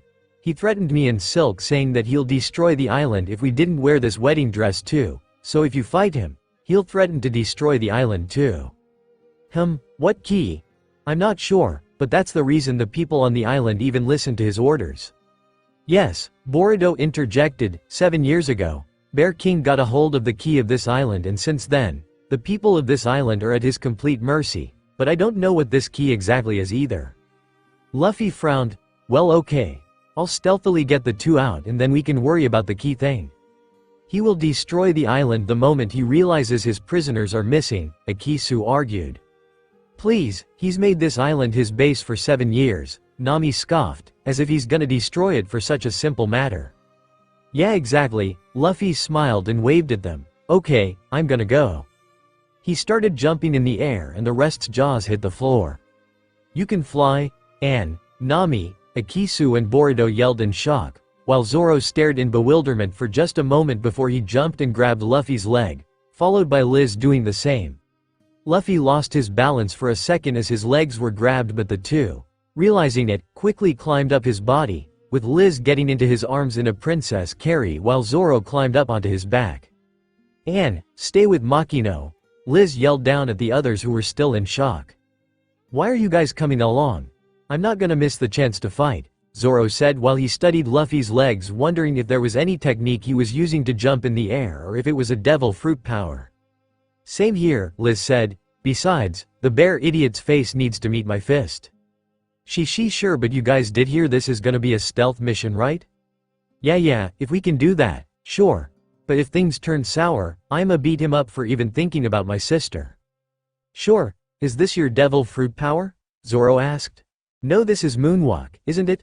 Liz said with a glint in her eye. I call it airwalk, Luffy said as he kept jumping and addressed Zoro. You figure out how I move so fast it seems instantaneous yet? Yeah, I did. You kick off the ground multiple times in the blink of an eye. That's Soru, Liz exclaimed. Yep. And this is airwalk, but this doesn't have any secret. You just kick off the air hard. Wow, my dad once told me of these techniques.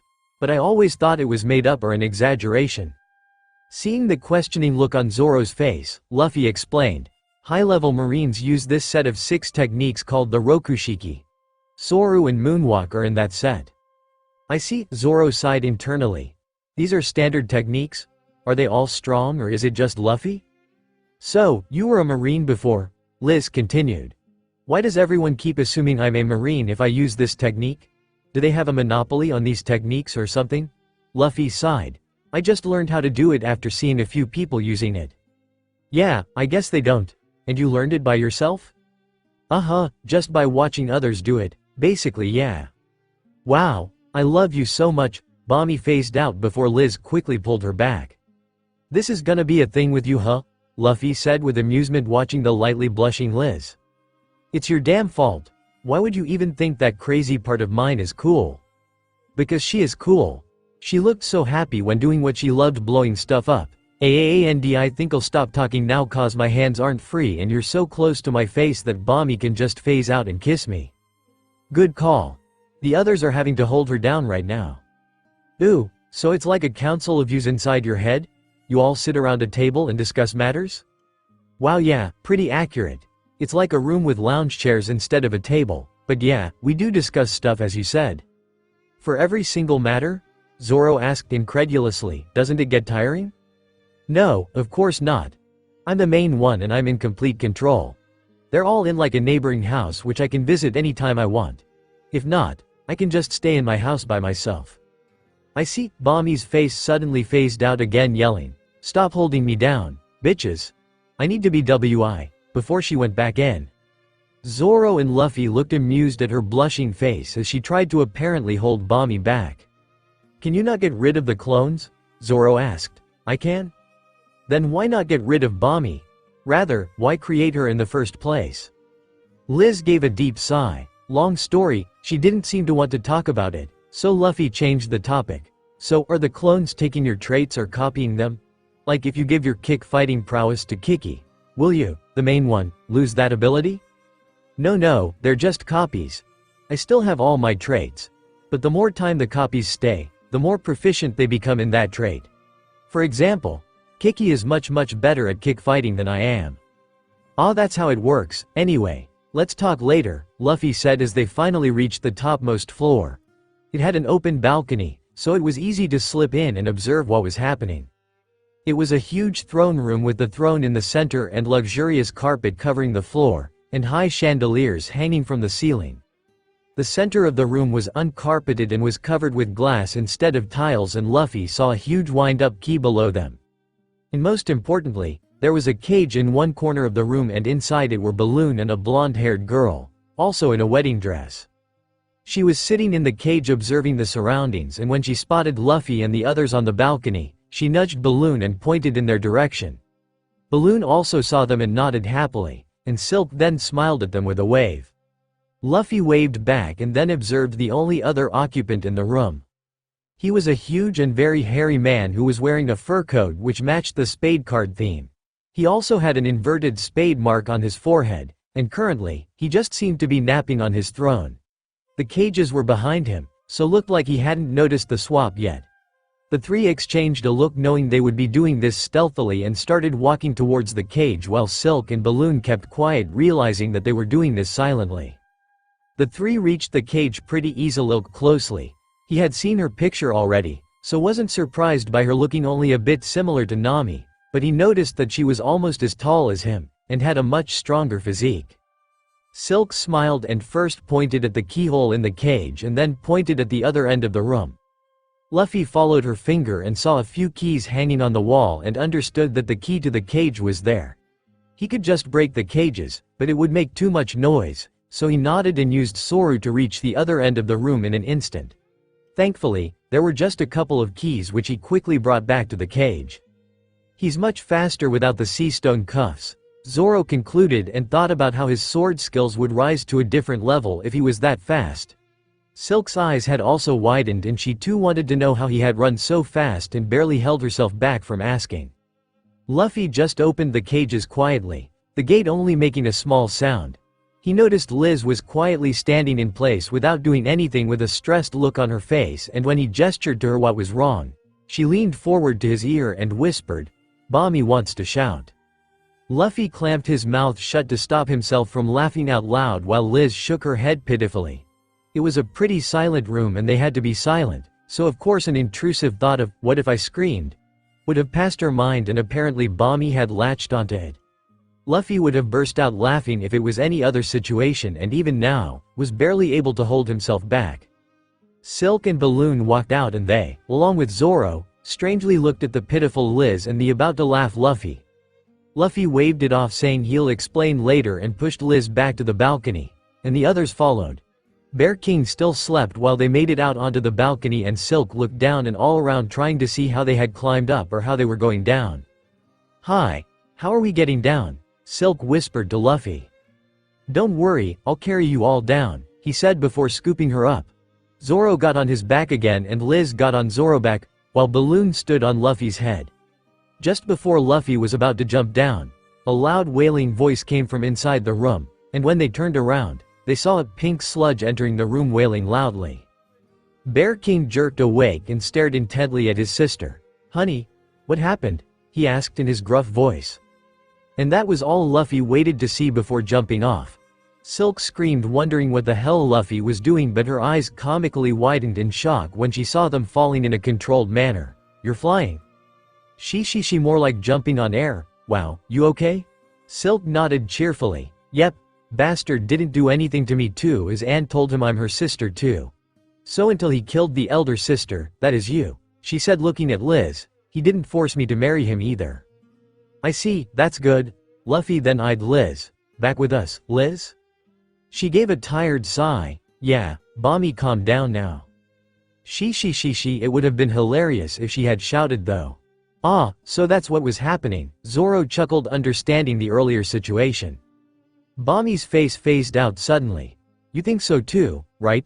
Stupid bitches didn't Shut it," Liz snapped, pulling her back. "And you, stop encouraging her," she directed at Luffy, who just laughed. "Wow, so that's your split personality clone thingy, huh?" Silk said, amazed. "Anne told me a bit, but seeing it's something else entirely." "Right? It's so cool," Luffy agreed, and Silk nodded enthusiastically. "Anyway, hi, I'm Luffy.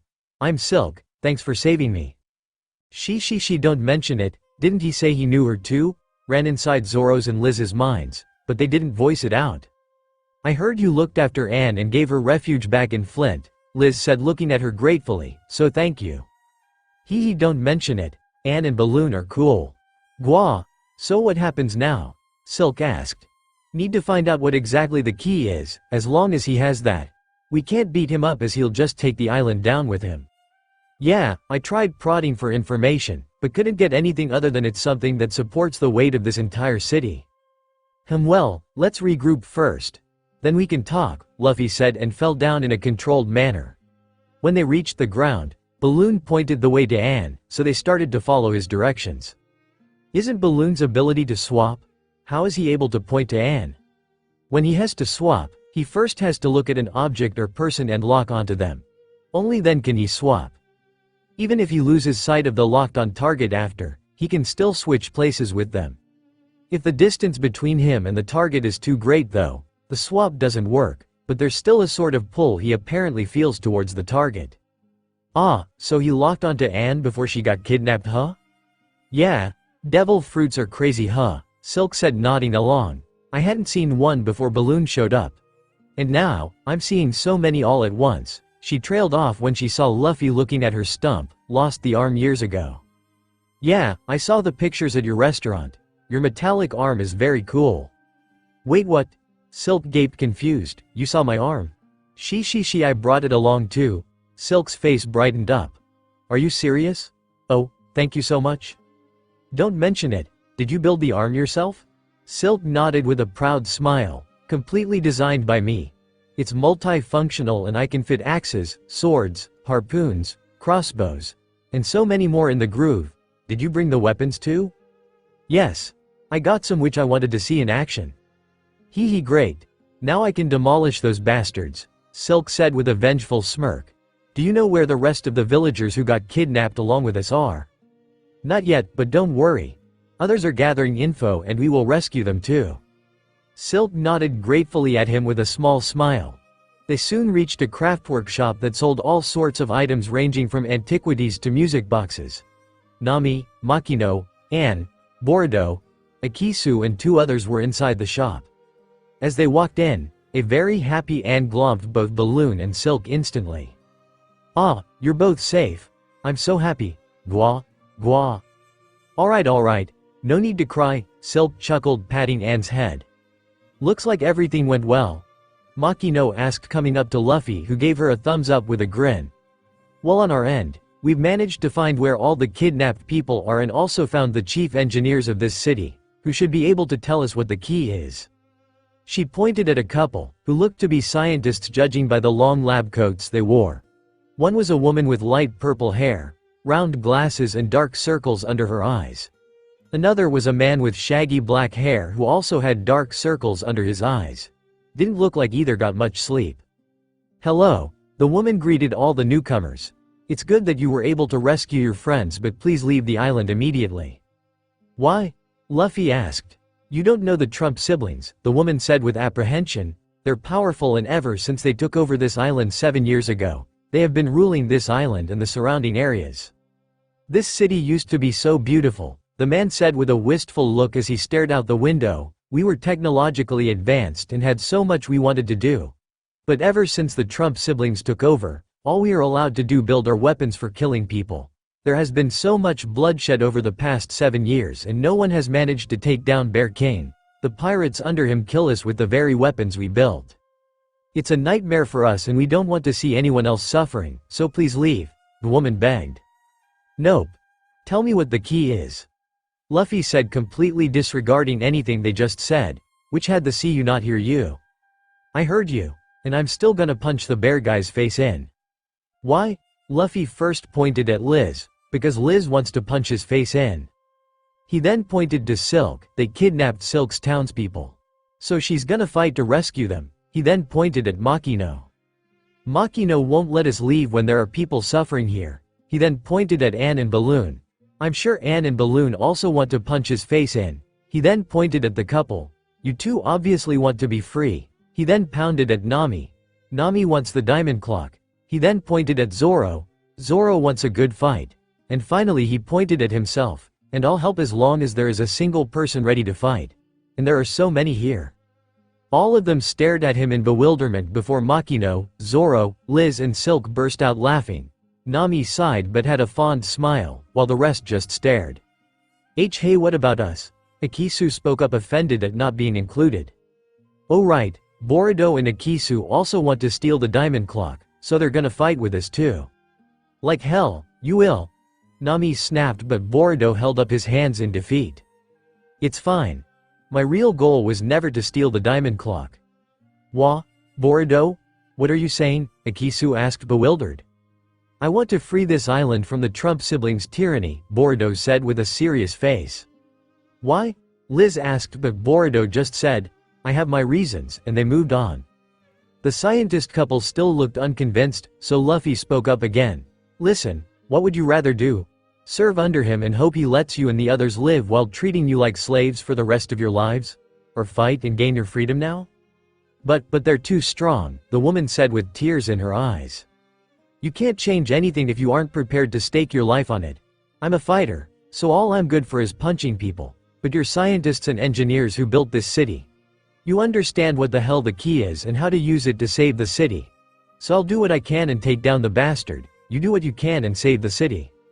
The scientist stared at him for a few moments before the man opened his mouth. WH. Why would you go that far for us? Because we're friends. The woman spluttered out a laugh. We just met, and I don't even know your name. Luffy smiled, waving at them. Hi, I'm Luffy, they smiled back. I'm Lestrade. I'm Chrissy. Good. Now we're friends. Now, tell me what the key is.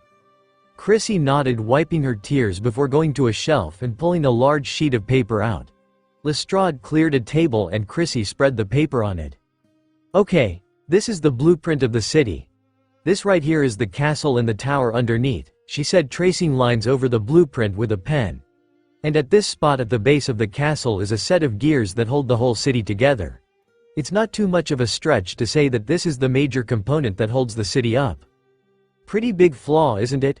Why build it in the first place? Anne asked. It's not a small room with small gears like you're probably imagining.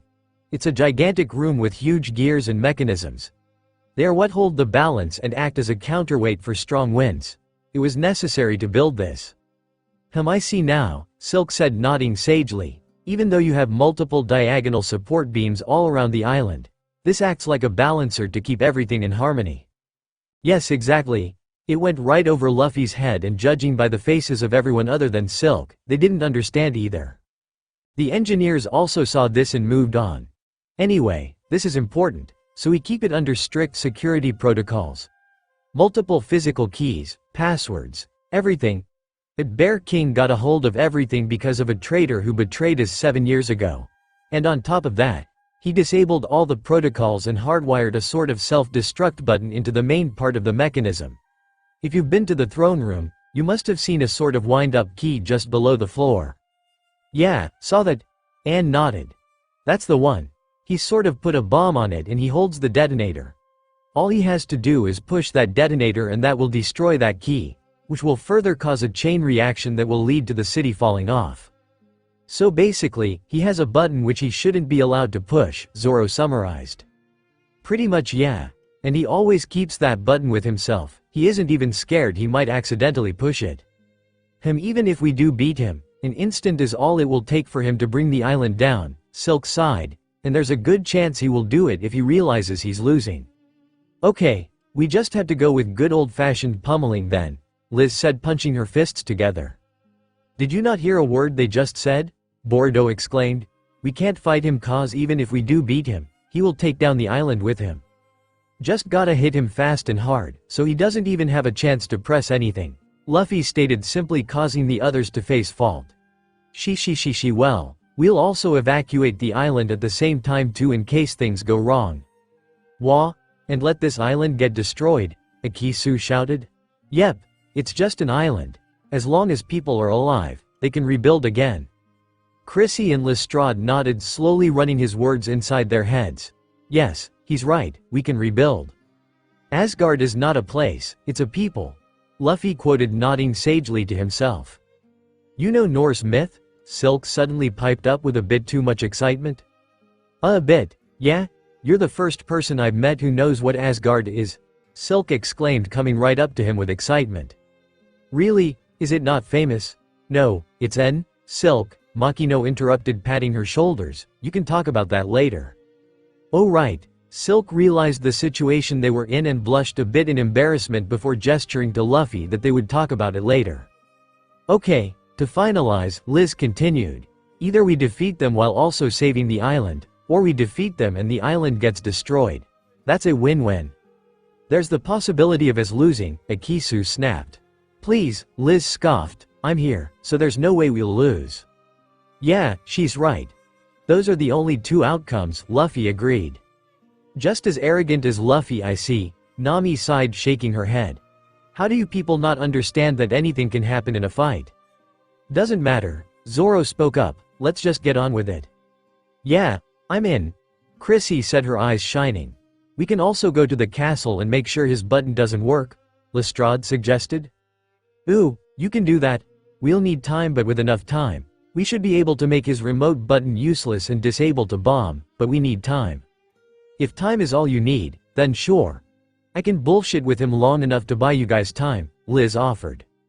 Okay then, Luffy said, that's all I guess, we can go now. What do you mean we can go now? Nami asked incredulously, we haven't even planned anything yet. You guys do that. I'm not a follow a plan kinda guy. Of course, you're not, she sighed. Makino giggled, speaking up. Well, you just have to plan around him. We'll divide into 3 teams. 1 to fight the Trump siblings on top of the castle. 1 to escort and protect Chrissy and Lestrade into the island key. And the last one to evacuate the island. Zoro and Liz are on the first team. Anyone else wants to join them? Me? Anne piped up but was instantly shot down by Liz. You're gonna be on the evacuation team, no arguments. The 2 sisters faced off against each other, Anne's face turning crimson from anger before she turned on her heels without saying a word and walked out, slamming the door hard on her way out.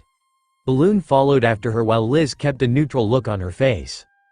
Okay, we'll deal with that later, Makino's sweat dropped. I'll be on the escort team, Bordeaux volunteered along with him. Me too, Nami volunteered. And I'll be on the evacuation team, Silk said before turning to Luffy, my arm and weapons? Luffy pointed at the corner of the room and she went, yes, before going to put on her arm with Luffy following after her. Okay, I'll also be on the evacuation team, Makino concluded, and the teams were formed with Anne being undecided and Luffy being a wild card. Just as they finished though, there was a loud sound of all the loudspeakers across the entire island coming to life, followed by, attention, attention. The group looked at one another before walking out, and so did all the people on the island. Bear King himself was standing at the top of the Trump Castle with his other siblings minus Boo Jack next to him. People of Clockwork Island, Bear King roared into a mic he held and his voice reverberated across the island. I'll get straight to the point. There are intruders on this island who have stolen something from me. Anne and Silk, my two brides." Liz flared up in anger. Silk glared at him while putting on her arm. Bordeaux looked determined. Akisu, Chrissy and Lestrade were looking terrified, while the rest had calm expressions. "My brides, I'm giving you 1 hour. If you don't come back, I'll be destroying the island, and Liz, I want you to come and beg for forgiveness for what you did to Honey. And all her partners who have intruded upon my island, give yourselves up and work for me. Or die. You have 1 hour." And as an afterthought added, "Oh also, any citizen who helps us catch these intruders will no longer have to work at the factories and can live a lavish life in the castle with us. That's it." Bear King and his siblings went back inside the castle laughing maniacally, while Luffy watched all the citizens suddenly look at them with hungry eyes. "Chrissy, Lestrade," one citizen yelled, "let's capture and give them up." More shouts of turning them in followed, and while the rest got unnerved, Luffy laughed. "See, plans don't work. Things always go wrong, so no plan is always the best plan. She. Idiot, Part 2a, N. Lots of conversations ahead. Take a break, or keep reading, your choice. This is kinda like Dressrosa, but without any stakes or strong opponents. Luffy sighed as he watched Zoro, Nami, Silk, Bordeaux and Akisu slip out from the back of the building. Once Bear King's announcement had ended, they had all gone back inside Chrissy and Lestrade's shop before the citizens attacked, and they quickly tried to make another plan, but they didn't have any time. Luffy just said, "Just get to the castle and fight your way inside. I'll stay back and keep the citizens here." And they all agreed, not having a better plan or any time to come up with one.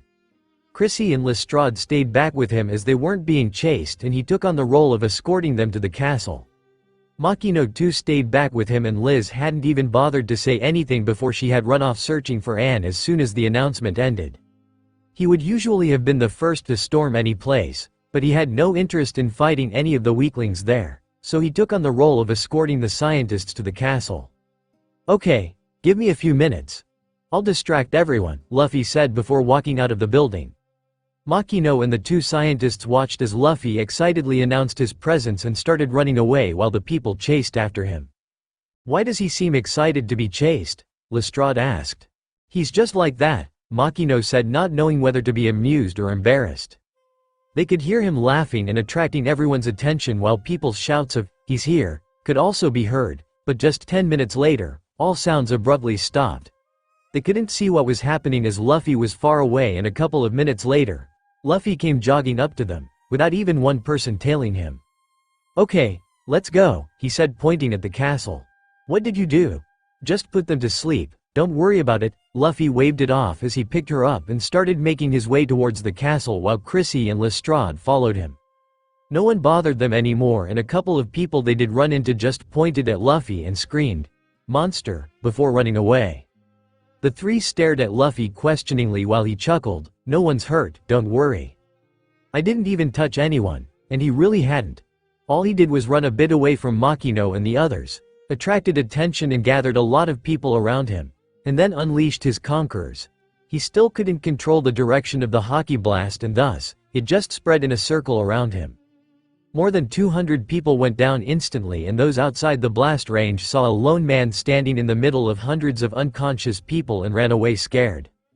The closer they got to the castle, the more people from other areas of the island got in their way, and Luffy took care of them while escorting the two scientists and Makino.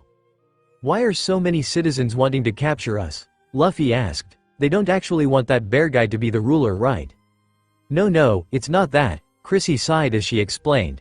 "There are mainly two types of people living on this island. The normal civilians, which consist of the people that were living here before Bear King took over, and also kidnapped civilians like those from Silk's town. The other type, Lestrade picked up, are the pirates. Many pirates do attack Bear King, and when he defeats them, he either kills them or lets them live to work for him. The second type will obviously do anything so that they can move up the ladder." "That explains it," Luffy nodded as he noticed most of the people attacking him looked like pirates. He didn't care much as he continued dispatching anyone in their way, and just as they reached the castle, they saw a small war happening between two groups just outside the castle compound. One group was led by Silk and the other was led by a long mustached pirate Luffy recognized as Galley. Behind Silk were a bunch of civilians who were holding all sorts of weapons, but they looked totally inexperienced in handling them, while behind Galley were his pirate crew brandishing swords with maniacal smiles on their faces. They seemed to be at a stalemate as Galley was holding a middle-aged man hostage while Silk glared at him. "Our fight got interrupted last time," Galley drawled with an evil grin as he held the blade against the man, "but I would have won then too. You don't have any of your fancy weapons now, so just surrender or your precious mayor gets it, ah ha ha ha." Boring, Luffy sighed as he understood the situation. Silk ran into her townspeople and also Galley. After hearing Bear King's announcement, Galley had decided to capture Silk and had taken her mayor hostage. He also saw that her bag of weapons was on the ground a bit away from her. He saw Silk's distressed face as she began to lower her weapon in surrender, which was currently a sword attached to her arm, and went into action. He used Soru to get next to Galley, and before Galley could even process that someone was standing in front of him, he grabbed and shattered the sword that was at the mayor's neck, grabbed the major and used Soru to get next to Silk. And before she could process what was happening, he grabbed the bag of weapons from where it was lying and dropped it at her feet. "I feel like the Flash," Luffy grinned as it seemed like only his brief afterimages could be seen by everyone else. Silk was the first to recover from the unbelievable phenomenon as she started looking around until she spotted Luffy right next to her and nodded gratefully at him with a smile, who just waved back. She then grinned excitedly as she saw her weapons and picked up a crossbow. "Hee hee, I believe someone wanted to see me and my weapons in action," she grinned as she slotted the crossbow into her metal arm and aimed it at Galley while picking up an arrow, a show then. Galley finally came out of his stupo. Who was that just now? But it was too late for him as Silk let loose an arrow at him. Luffy expected it to just hit him thinking it was a normal arrow, but what he wasn't expecting was the arrow suddenly catching on fire in midair halfway before reaching him, and thus, a flaming arrow landed right at his feet before it exploded in his face. "Whoa, that's so cool, hee like it? I call it the Norse funeral," Silk said as she proudly produced another similar arrow. "Ah, because that's how Vikings honored their dead, huh?" Luffy grinned as he took the arrow from her and inspected it. "Oh god, you understood it, yes. Exactly, it's hollow and filled with a sludge mixture of alcohol and gunpowder.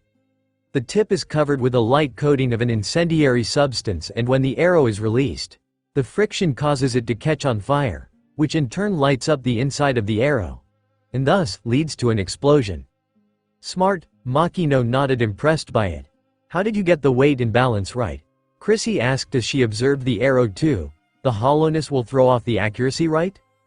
"Yeah, it took me a while to get the weight and balance right, but I managed it in the end. Cool, huh?" "Yeah, it's very cool. You got more?" "Aw, sorry, that's the only special kind of arrow I have for now," Silk said as she switched the crossbow with a flail.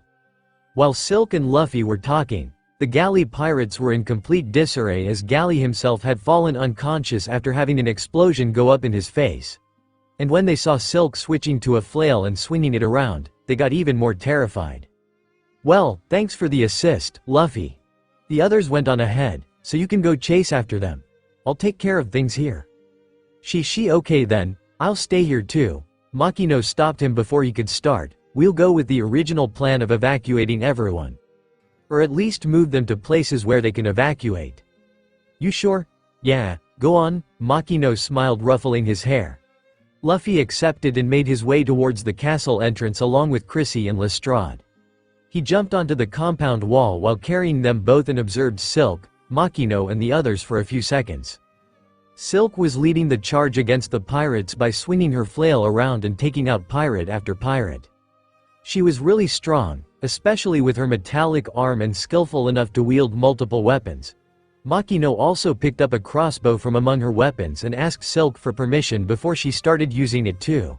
Makino seemed surprised by the recoil after she released an arrow, and Silk laughed before teaching her how to use it while also battling the pirates and also leading the rest of her townspeople. He didn't know it then, but something massive had just been set in motion. "Luffy!" A voice yelled his name as soon as he and the two scientists entered the interior of the castle, and he turned to see Borido and Akisu running towards him. They looked pretty beat up and were being chased by a man he recognized as Skunk One from his poster. He was actually flying, or more like he was propelling himself by expelling gas from the jetpack-like suit he was wearing. It was expelling a yellow gas that was propelling him, and the exhaust was positioned right at his butt, giving the obvious impression that he was farting. The thief brothers stopped when they came next to him, panting hard, while Skunk 1 stopped too, facing Luffy and the others. "Oh. Now, who's TH? Hey, I have to ask," Luffy interrupted. "That seems like a jetpack, but why is the exhaust on your ass? You know what that seems like, right?" "What?" he muttered dumbly, more surprised at his bluntness rather than the question. We've asked him the same thing. Chrissy piped up hesitantly. He had us look over his designs and we suggested 2 downward-facing exhausts on his back, but he was adamant about the placing of the exhaust. But his devil gas is a formidable weapon. It's a paralyzing agent that will act instantaneously, Lestrade informed, not wanting him to take him lightly. It also smells, Akisu added, plugging his nose. Unbelievable. Luffy sighed before he saw Boruto gesturing something to him secretly. Luffy understood, nodded and turned to the 2 scientists. "Let's just go." He started walking away and the 2 followed hesitantly when Skunk finally lost it and roared in anger. "How dare you make fun of me?"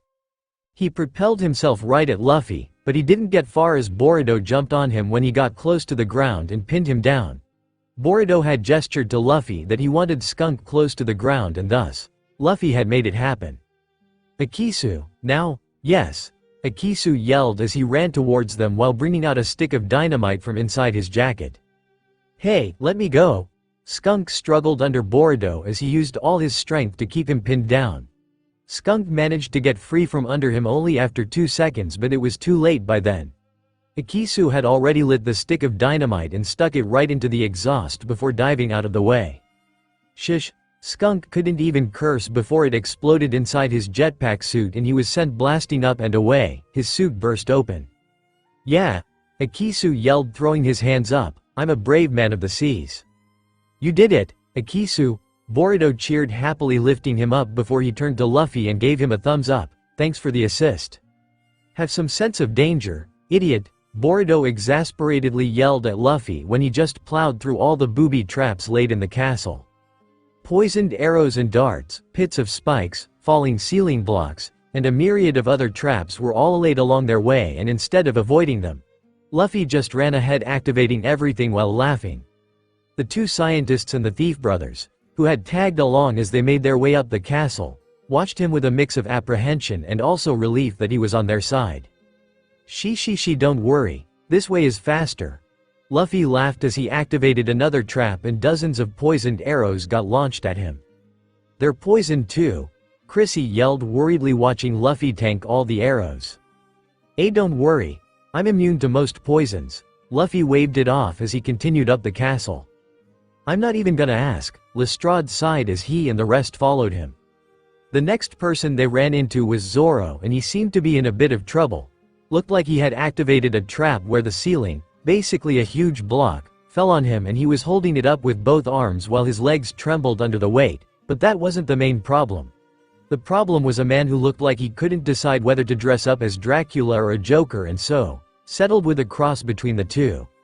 It was Pin Joker, the swordsman of the Trump siblings. "I admire you, Roronoa Zoro," Pin Joker drawled as he stood in front of Zoro. "You bested me the last time we faced." "You? Who are you?" Zoro asked, genuinely not remembering who he was. "Why, you don't remember me? You were the one who gave me this scar?" he yelled as he pointed to a scar that ran diagonally across his face. Sorry, I don't etch weaklings into my mind. You wretched knave, you might have bested me before, but I'm more than steady for you now." "You mean, ready, Erg?" Pin Joker blushed in embarrassment at his slip of tongue before pulling a few feathers out of a sort of scarf he was wearing. But the feathers turned out to be needles. "These are laced with Skunk's paralyzing poison. The ceiling will crush you when you become paralyzed," he laughed before launching them at Zoro. And that's when Luffy intervened, standing in front of Zoro as he shielded him from the needles.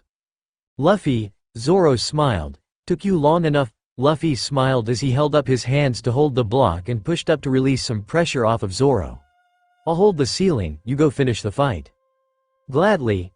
Zoro smirked, bringing his hands down, and after seeing Luffy manage to hold it up by Pin Joker with a pissed off expression. "I don't know who you are," Pin yelled at Luffy, But you just got hit by paralyzing poison. You'll become numb soon and the ceiling will crush you. Zoro looked at Luffy worriedly, but Luffy just said, "Don't worry, I'm immune to most poisons." "Of course you are." Zoro shook his head, not giving it much thought before he pulled all three of his swords out. Luffy became excited as he finally got to see his three-sword style in action as Zoro lunged at Pin Joker. The fight wasn't anything special as Pin Joker used a rapier to use thrust attacks which Zoro ducked under before slashing at him. Pin was agile though as he managed to dodge Zoro's strike and started using dirty tricks like throwing a stick of dynamite at him. "I thought you said you were a swordsman? Stop using petty tricks," Zoro growled as he jumped away from the dynamite and managed to get out of range of the explosion. "Ahahaha. Everything's rare in a fight. You mean fair?" Zoro said as he slashed at him and the two continued exchanging blows. Luffy's face, which had an excited expression, had morphed into a neutral one as the fight progressed. If he was being completely honest, watching Zoro fight was a little underwhelming. He had seen Zoro do things like cut meteors, cut down mountain-sized enemies like Pika, so seeing him at his current level where he couldn't even cut steel and was actually taking time to defeat someone as weak as Pin, was a little underwhelming. He knew it wasn't fair to Zoro and wanted to beat himself up for thinking that way, but he couldn't control his thoughts from wandering and comparing Zoro to his future self. This was another aspect of having future knowledge that he hated. Onigiri. Zoro used his final attack which brought Luffy out of his thoughts and he shook those thoughts away and concentrated on the present.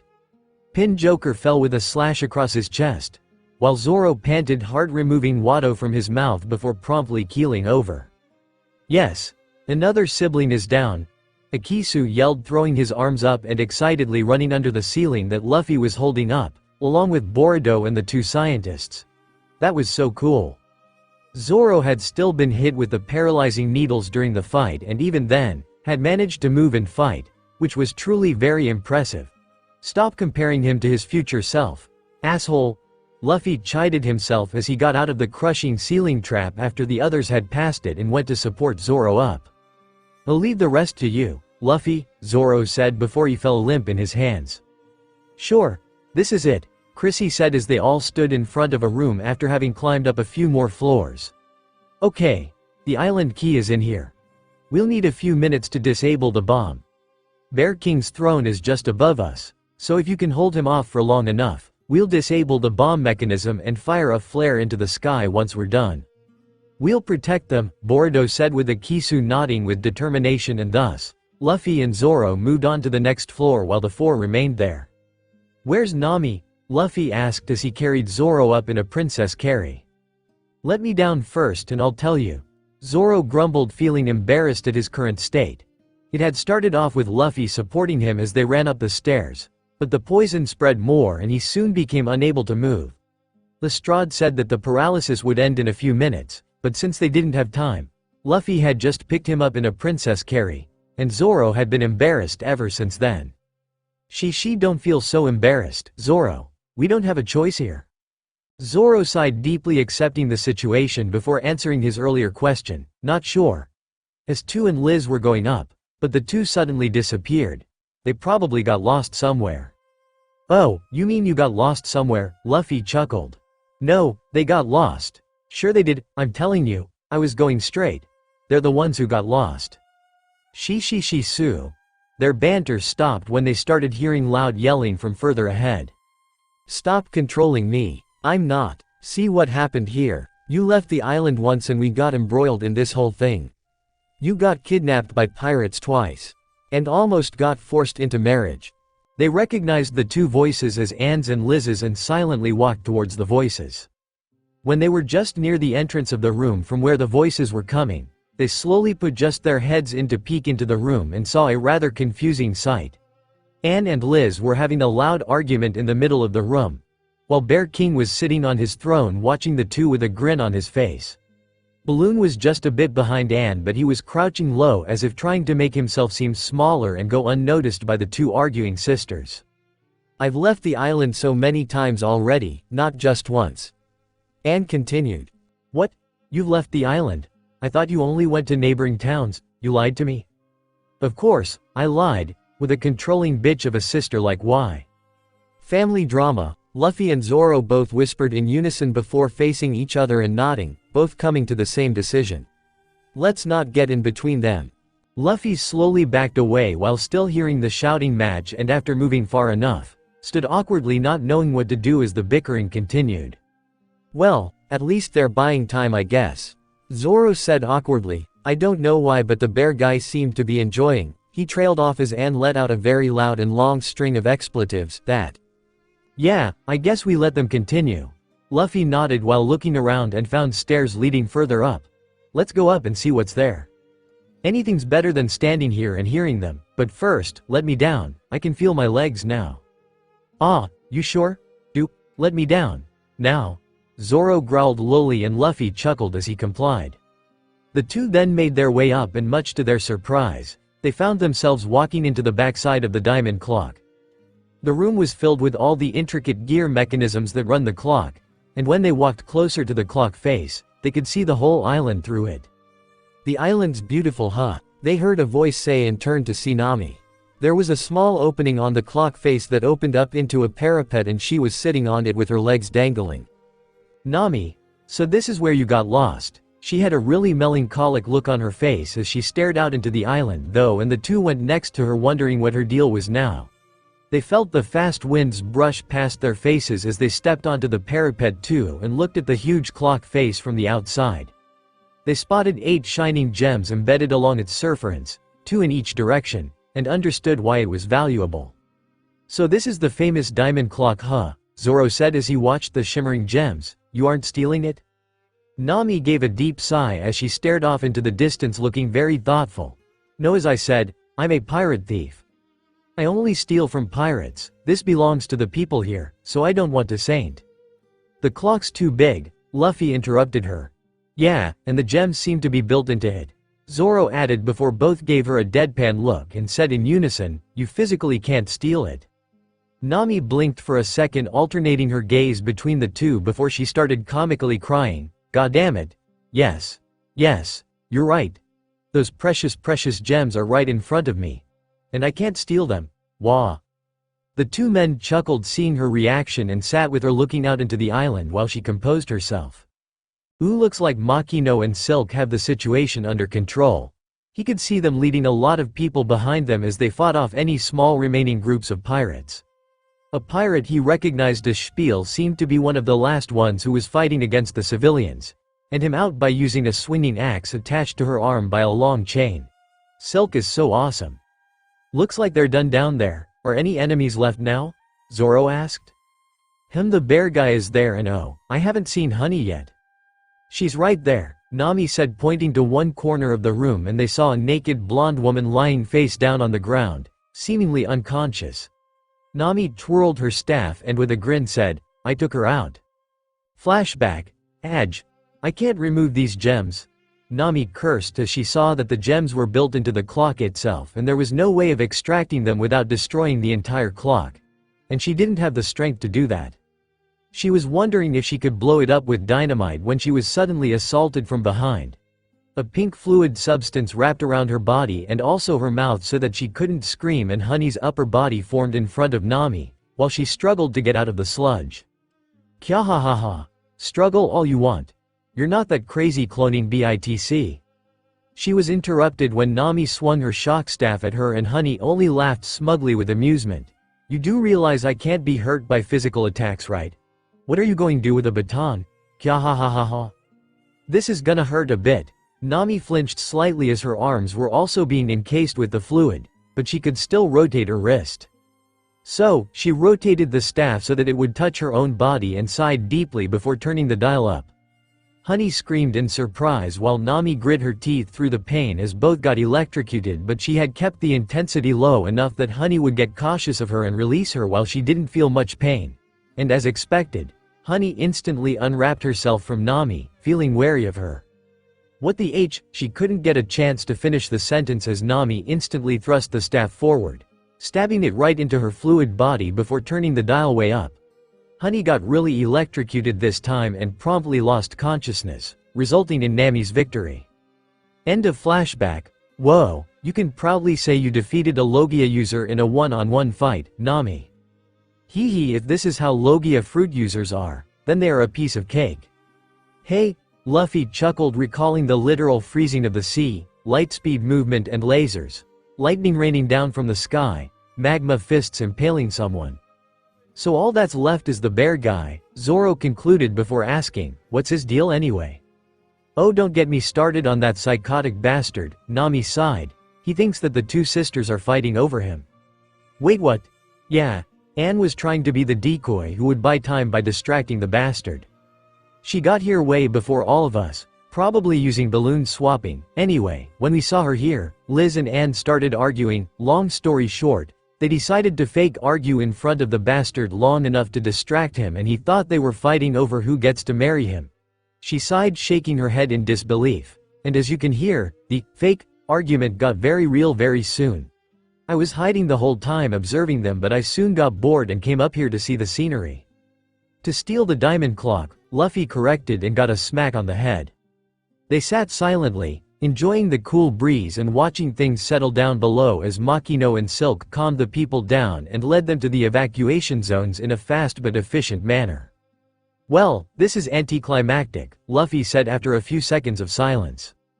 Sure is. Are the sisters still fighting? All three leaned back inside and they could still hear faint yelling. Who the hell are you anymore? Anne yelled. You were once so bold and passionate about your dream, and now? You're just a scared little girl, and you force me to be like you too. How dare you?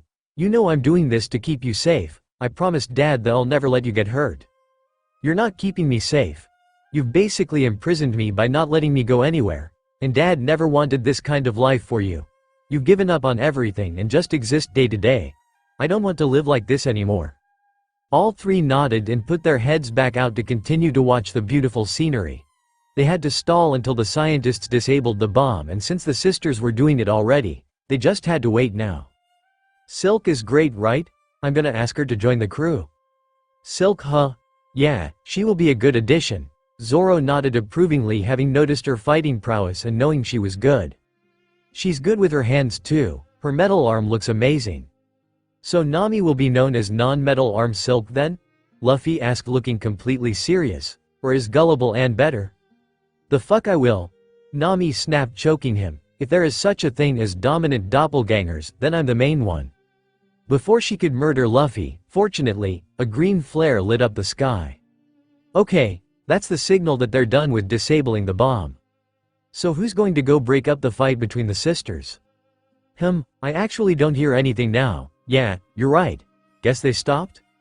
Hopefully. The three silently made their way down the stairs and, still not hearing anything, peeked into the throne room to see what was happening.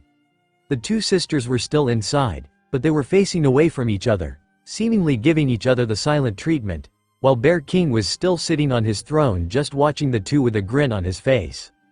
What now? Zoro whispered. Guess we announce ourselves, Luffy said as he walked in, but not even a step in, another voice yelled his name. Luffy. Bami suddenly phased out of Liz crying his name as she ran at him. Luffy wanted to dodge, but when he saw her face, she looked like she was on the verge of crying and seemed like she really needed a hug. Probably the fight with Anne became a bit too intense. So he just spread his arms wide and caught her, while she glomped him, wrapping her arms and legs around him as buried her face in his shoulder. Please tell me that the scientists disabled the bomb, Liz pleaded. Yeah, they did. Liz's face lit up as she cracked her fingers. About damn time. She then turned to face Bear King, who was looking at the newcomers with confusion, at least until his eyes fell on Nami. You, he yelled, pointing at Nami, become my brid. Liz gave him an uppercut right under his chin so hard that he went flying up and half his body got lodged into the ceiling. Time to let out some steam, Liz growled as she jumped and hung off his legs before yanking him out and slamming him back to the ground. Ahahaha. You can't hurt me. Bear King laughed, unaffected by the sudden attack. I ate the kachi no mi and my body can become as hard as steel. Even better, Liz grinned maniacally, I can use you as a punching bag. And then the beatdown began. And it was brutal. Damn, guess she was really frustrated with the fight with you, huh? Nami said as Anne came up to them. Anne just scoffed, I hate her, Bami whimpered, still latched onto Luffy, and he internally sighed as he wrapped his arms around her and started patting her head consolingly. It's okay, Bami. You know I don't hate you specifically, Anne said, feeling sad for her. Bami nodded, slightly separating from Luffy before looking up at Anne, but froze when she saw Nami right next to her. You really do kinda look alike. Yeah, I can't deny that. Any chance that you are actual sisters? Zoro asked curiously. Nami's eyes widened with surprise, not even having had the thought until then. Belmir did find me as a baby orphan. Could it be? She began wondering, but her thoughts stopped when Bami firmly denied it. No, that's not possible. Liz delivered Anne herself and our mother died after giving birth to her. And she didn't have any other pregnancies. Half-sisters? Luffy suggested. I doubt it. We inherited our looks, so biological dad didn't look anything like us. So most probably we share a great-grandmother or something. We could be distant cousins. That's fine. I don't care much for blood family anyway, Nami said, waving it off. Bami nodded while still staring at her. Still, since you look like Anne, if we fuck each other, would it be considered incest? The hell are you saying? Nami and Anne both smacked her head, shutting her up while sporting identical bright red blushes. Kahahahaha. Ha ha ha ha ha. Bami, Luffy and Zoro all fell to the floor from laughing too hard. Meanwhile, Liz continued the brutal onslaught on Bear King. He tried to fight back, but Liz's attacks were just too fast and hard, and within no time, he was a blubbering mess on the ground, unable to move any part of his body except for his hand that was repeatedly pushing the button on a detonator, which of course didn't work. The others also stopped joking around when the fight looked to be almost done. Liz panted hard, standing above him as she finally stopped beating him up when he lost consciousness. She sighed deeply, letting her frustrations go before looking at Anne, who just scoffed at her and went out of the room without saying a word, while the rest stood awkwardly around. A couple of minutes later, Boruto, Akisu, Chrissy and Lestrade entered the room cautiously and cheered when they saw Bear King's battered state. Soon, the news of their newfound freedom spread throughout the small island and the celebrations began. Oh, so you were here, Luffy said as he airwalked to the top of the diamond clock where Liz was sitting all alone in a brooding mood. Bami won't let go of you, huh? Liz chuckled when she saw Bami still wrapped around Luffy. Yeah, she's been glomping me the whole time during the party, Luffy said as he landed and sat down next to her. You won't come down? People ain't partying hard, you know. It's okay. Not in a party mood, she said in a melancholic tone before smacking Bami on the head. Let him go, Bami. Stop pretending to be sad so that you can hug him and disturbing him with your crazy behavior. Actually, I would have been okay if she was her usual crazy self, but she's been really calm the whole time. First, what's wrong with you? You should be bothered if she was crazy, not the other way around, Liza sighed, and secondly, really, Bami? Bami calmly nodded, still burying her head in Luffy's neck before softly saying, feels like dad. Really? Liz said, surprised. Show me. Bami reluctantly let go of Luffy and phased inside Lizzie. Wow, you're right. So you can share memories once your clone goes back inside you, huh? Luffy concluded with a hand on his chin.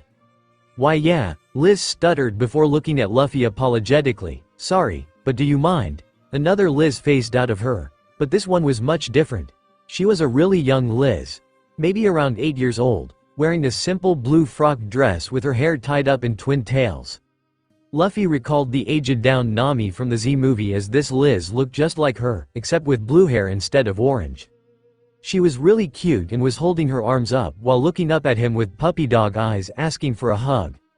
Luffy smiled as he lifted her up and wrapped his arms around her while she buried her head in his chest. Thanks, Liz smiled gratefully. Let me guess, youngie? Or childie? Luffy asked with a grin as he softly patted the child's head. Oh no, this spoiled brat wants to be different from everyone else. She wants to be called Ellie. Ellie, huh? Yeah. It was Elizabeth at first. Since it still had Liz in it, she changed it to Ellie. She's really spoiled. I'm not even gonna react to that right now, Ellie said as she leaned into the hug. She spoils the fantastic naming sense you have, huh? What can you do? Liz smirked, ruffling Ellie's hair. Kids get what they want.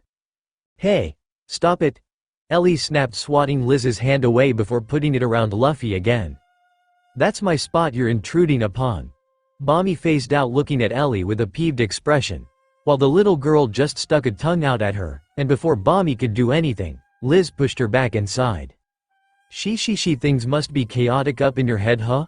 So many personalities bickering with each other? Kahaha, yeah, sometimes they drive me crazy. And sorry for this, it really feels nice to hug you.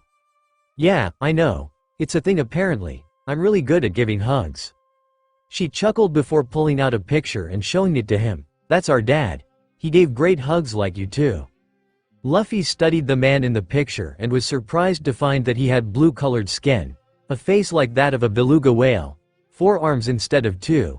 He was a fish man, and most importantly of all, he had a sun tattoo on his chest. Adopted, Liz stated the obvious, so he's a sun pirate, huh? Liz perked up with surprise before saying, you are from the Grand Line, aren't you? So are you, Luffy grinned, which she matched before the two exchanged stories. I was born in Paradise. Spent a few years there with my mom until Anne was born. When she died, we were poor, so I didn't have any other choice but to jump on a ship with a baby Anne, hoping we would end up in a better place. Ended up in a much more messed up place, unfortunately, but that's where we found our dad, she said, touching his picture. She then gave a deep sigh, reminiscing something before continuing, well, stuff happened, we lost him, and I ended up bringing Anne to East Blue. I see. Well, I am from East Blue. Just ended up in the Grand Line unintentionally and spent a few months there. Unintentionally? Slavers. Ah, I see. The cuffs make sense now. You were forced into them, huh? Yep, and Doflamingo. She asked cautiously. What about him? You knew Treybold, so wondering if you have any connections to him. None really. You knew Treybold too. No connections either. She was obviously lying and Luffy didn't want to pry, so let it go. The two sat in silence for a while before Luffy spoke up again. How do you choose to stay in a place like East Blue after experiencing the Grand Line? I've been here just a few weeks and I'm dying to go back, and it's not like you're someone weak who ran away from there either, are you? Liz sighed. It's a long story, but basically I saw the true monsters of this world and my dream got crushed. Anne is the only thing I have left now. Luffy just hummed, not commenting anything, and silence descended once again. Ellie was the one to break it this time when she slightly separated from him and looked up at him before asking, aren't you gonna ask why I exist? What? People always ask me why I was created when they see me. Ah, you mean like that? Well, I didn't get the whole story, but judging by what I heard from your fight with Anne and what you told me just now, I think I can guess. Oh really? Liz smiled. Let's hear it then. You gave up on your dream, Luffy said to Liz, who physically flinched while Ellie smiled wide. And Ellie here is your childish self who was a dreamer.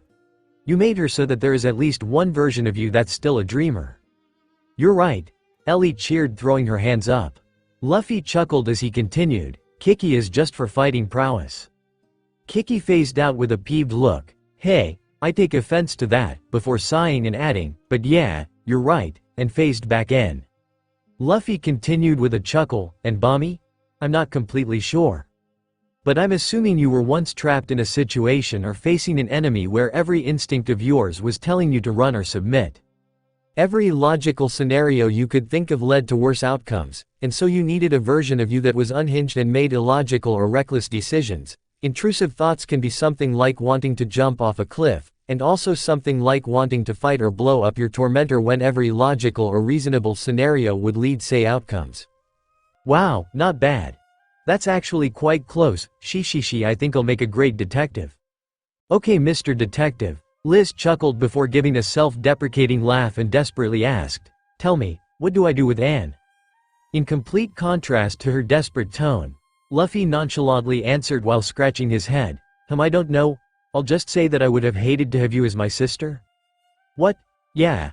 Sounds like you police Anne a lot. Don't let her go out and all. Bleg, if you were my sister, I would have run away the first chance I got. You don't mince words, huh? Liz sighed as she rubbed her face. She nope. Right. Luffy then focused on Ellie. So tell me, what is your dream? Ellie smiled wide as she put one hand on her waist and another on her chest and declared loudly, I'll become the Pirate King. Luffy stared dumbly for a couple of seconds before his shoulders drooped and he hung his head low. God fucking damn it. He had planned to ask her to join his crew after learning what her dream was, but that just went right out the window. Wha? What's with that reaction? Your dream will never come true, Luffy said with a sigh. What? Ellie muttered, looking betrayed. I thought you were differ. Because I'm the one who will become the Pirate King. Ellie froze for a second before breaking out into a huge goofy grin as she stomped her little foot. No, I'm the one who will become the Pirate King. Hey, you can't even teach the top shelf of anything, Luffy teased, standing up and insulting her height as she came just above his knees. Don't make fun of my height, Ellie snapped, kicking his shin. I think I'll call you Shorty. Don't you dare, she snapped as she started winding her arms up and hanged at him while Luffy held her head, stopping her at an arm's length as he continued to tease her. Liz's sweat dropped watching a grown man arguing with a child. You do realize you're fighting an 8-year-old, right? Without missing a beat, Luffy turned to face her and while staring right into her eyes said, well, the grown-up is too big of a coward, so I have no choice but to argue with the 8-year-old. Liz, Ellie, Kiki and Bami, who phased out after hearing him, all stared at him in shock. You don't hold back at all, huh? Luffy just grinned as he grabbed Ellie. I'll kidnap her for a bit. Nami will freak out when she sees her, and without waiting for a response, stood at the edge to jump off.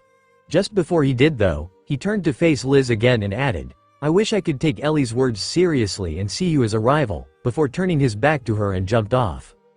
Wait for me, Bami yelled as she jumped off too, leaving Liz and Kiki alone. I've never seen someone insult another with a genuine smile before, Kiki said, sitting down next to Liz as they watched Luffy catch Bami midair before he continued to fall down in a controlled manner. Yeah, another Liz phased out and sat next to her, this one looking very similar to the original Liz except she had white hair and her arms were a bit buffer with bandages wrapped around her fists. It sure was a slap in the face. I'm surprised you didn't go on a rampage, Kiki said, looking at the new white-haired Liz. I may be angry, but even I can't get angry when he had no ill intent behind his words, he was just disappointed with us. Yeah, Liz sighed as she stared off into the sky, and that look of disappointment stung way more than it should have. Well, he is someone with the same dream as us, but unlike us, he's chasing it and even put himself through hell wearing sea stone cuffs like that. We once had resolve like that. He insinuated that the world didn't crush our dream, but that we gave up on our dream, Liz said contemplatively. I never thought of it that way, but he's right. Yeah, I agree, Kiki said, hanging her head down. We gave up. The Lizes sat in silence for a few seconds before Kiki spoke up again. Anne isn't gonna stop, you know, she'll go look for revenge on Doflamingo sooner or later. And she has no idea just how utterly outclassed she is, she still thinks she can defeat him with a surprise attack. Listen, Lizzie, Angry said seriously. We tried to keep Anne away from stuff like this, but she's grown up now. She has goals of her own and she has the resolve to chase them or die. Unless we physically lock her up, she will go to the Grand Line. She will go after Doflamingo, and she will die. Kiki nodded slowly. This last fight was really bad and it is the last straw. I don't think she'll even go anywhere with us now unless it's to the Grand Line. Liz nodded slowly. So we finally stop hiding. It will be tough, but this is what I've wanted for a long time. Kiki nodded with an excited smile on her face. What about the rest of you? Liz asked the other personalities that resided within herself. She talked for a while with them, arguing and thinking about what to do before coming to a decision. So we go. Train Anne so that she can protect herself, maybe get her a devil fruit, make her see just how crazy the world really is and knock some sense into her. Angry looked at Liz with disappointment and Liz sighed deeply before composing herself. Okay, scrap all that. We go the Grand Line to take revenge by burying Doflamingo and chase our dream. And, Kiki said. Liz grit her teeth but finally relented, and take Anne along with me and train her any way she wants. Okay, great, Angry cheered, along with the rest of the Lizes.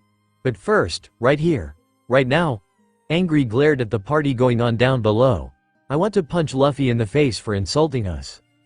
Zoro, Nami, Makino, Silk, Anne and Balloon were around each other chatting as the party raged into the night when Luffy, with Bami on his back, came running up to them while holding something in his hands that was covered up with a cloth. Nami, you won't believe what just happened. Slow down, your daughter from the future time traveled to now, he said as he removed the cloth, revealing Ellie to everyone with a flourish, while the little girl raised both her arms up towards Nami and cheered, Mommy. A number of honest-to-God spit takes occurred at the same time as everyone who knew them spit out drinks or choked on their food at the sudden shock and stared at Ellie in bewilderment, then looked up at Nami, before looking back at Ellie again. My daughter?" Nami stuttered, breaking the silence first as she gawked at the little girl who looked just like her younger self and was brightly smiling up at her. Luffy was waiting to see how she would react, but Bami spoiled it as she started howling with laughter falling off of his back. Ellie couldn't hold back anymore as she too started to giggle into her hands, ruining everything. "Damn it, Shorty, couldn't hold back for a few more seconds?" "Don't call me Shorty, peef, tha ha ha ha." Anne started laughing, pointing at Ellie. "The name fits you perfectly, Shorty." Right? Luffy laughed and Anne joined forces with him as they started making fun of Ellie. But Luffy soon felt a murderous aura directed at him. "Luffy," Nami growled his name lowly and he instantly stiffened up. He turned to see her coming at him with a balled-up fist, his eyes playing tricks on him as he could see the image of a demon behind her. He instantly lifted Ellie up and held her in front of him as he yelled, "Cuteness attack." Ellie just blinked a couple of times, tilting her head to one side as she hung in Luffy's arms, then shook her tiny little head from side to side, her twin tails swinging behind her, then rubbed her eyes with her tiny little hands, and that was enough for everyone's hearts to melt, including Nami's, as she completely calmed down. "Kya, she's so cute, Makino." Nami and Silk lunged at her at the same time, but Makino got to her first and snatched her away from Luffy's hands. A middle-aged man who Luffy recognized on up to Ellie and eyed her with adoration. "She looks just like how Silk was as a kid." "Oh come on, I didn't look this cute, did I?" Silk asked as she pulled on Ellie's cheeks. "Yeah, I'm sure I wasn't this cute either," Nami said, pulling her cheeks too. "Another of Liz's clones?" Zoro asked, handing Luffy a drink while many of Silk's townspeople took turns fawning over Ellie. "Yeah, her name is Shorty, you big dummy," Ellie yelled with puffed-up cheeks. "My name is Ellie." "So cute," was the only thing that ran through everyone's mind, and Ellie became the center of attention as people came and pulled on her cheeks, patted her head or fed her something sweet to see her cute reactions. And Ellie actually seemed to enjoy the attention and liked it when people treated her as a cute little child. Probably starved for such attention when she was a child herself, so likes tea. Luffy punched himself in the face, berating himself. Stop analyzing her. Liz was a psychiatrist's wet dream, as all her psychological issues could be seen much more clearly in her clones, and given his years of study of human psychology from Leo's memories, he couldn't help but take an uncharacteristic interest in learning about her past. But he didn't like it as he was seeing her as a case study, so berated and stopped himself. The party raged on, and sometime later, Luffy saw Silk, Chrissy and Lestrade standing together and discussing something animatedly. He wanted Silk to join his crew, so walked up to them and heard them talking about the island structure and mechanisms that make it work.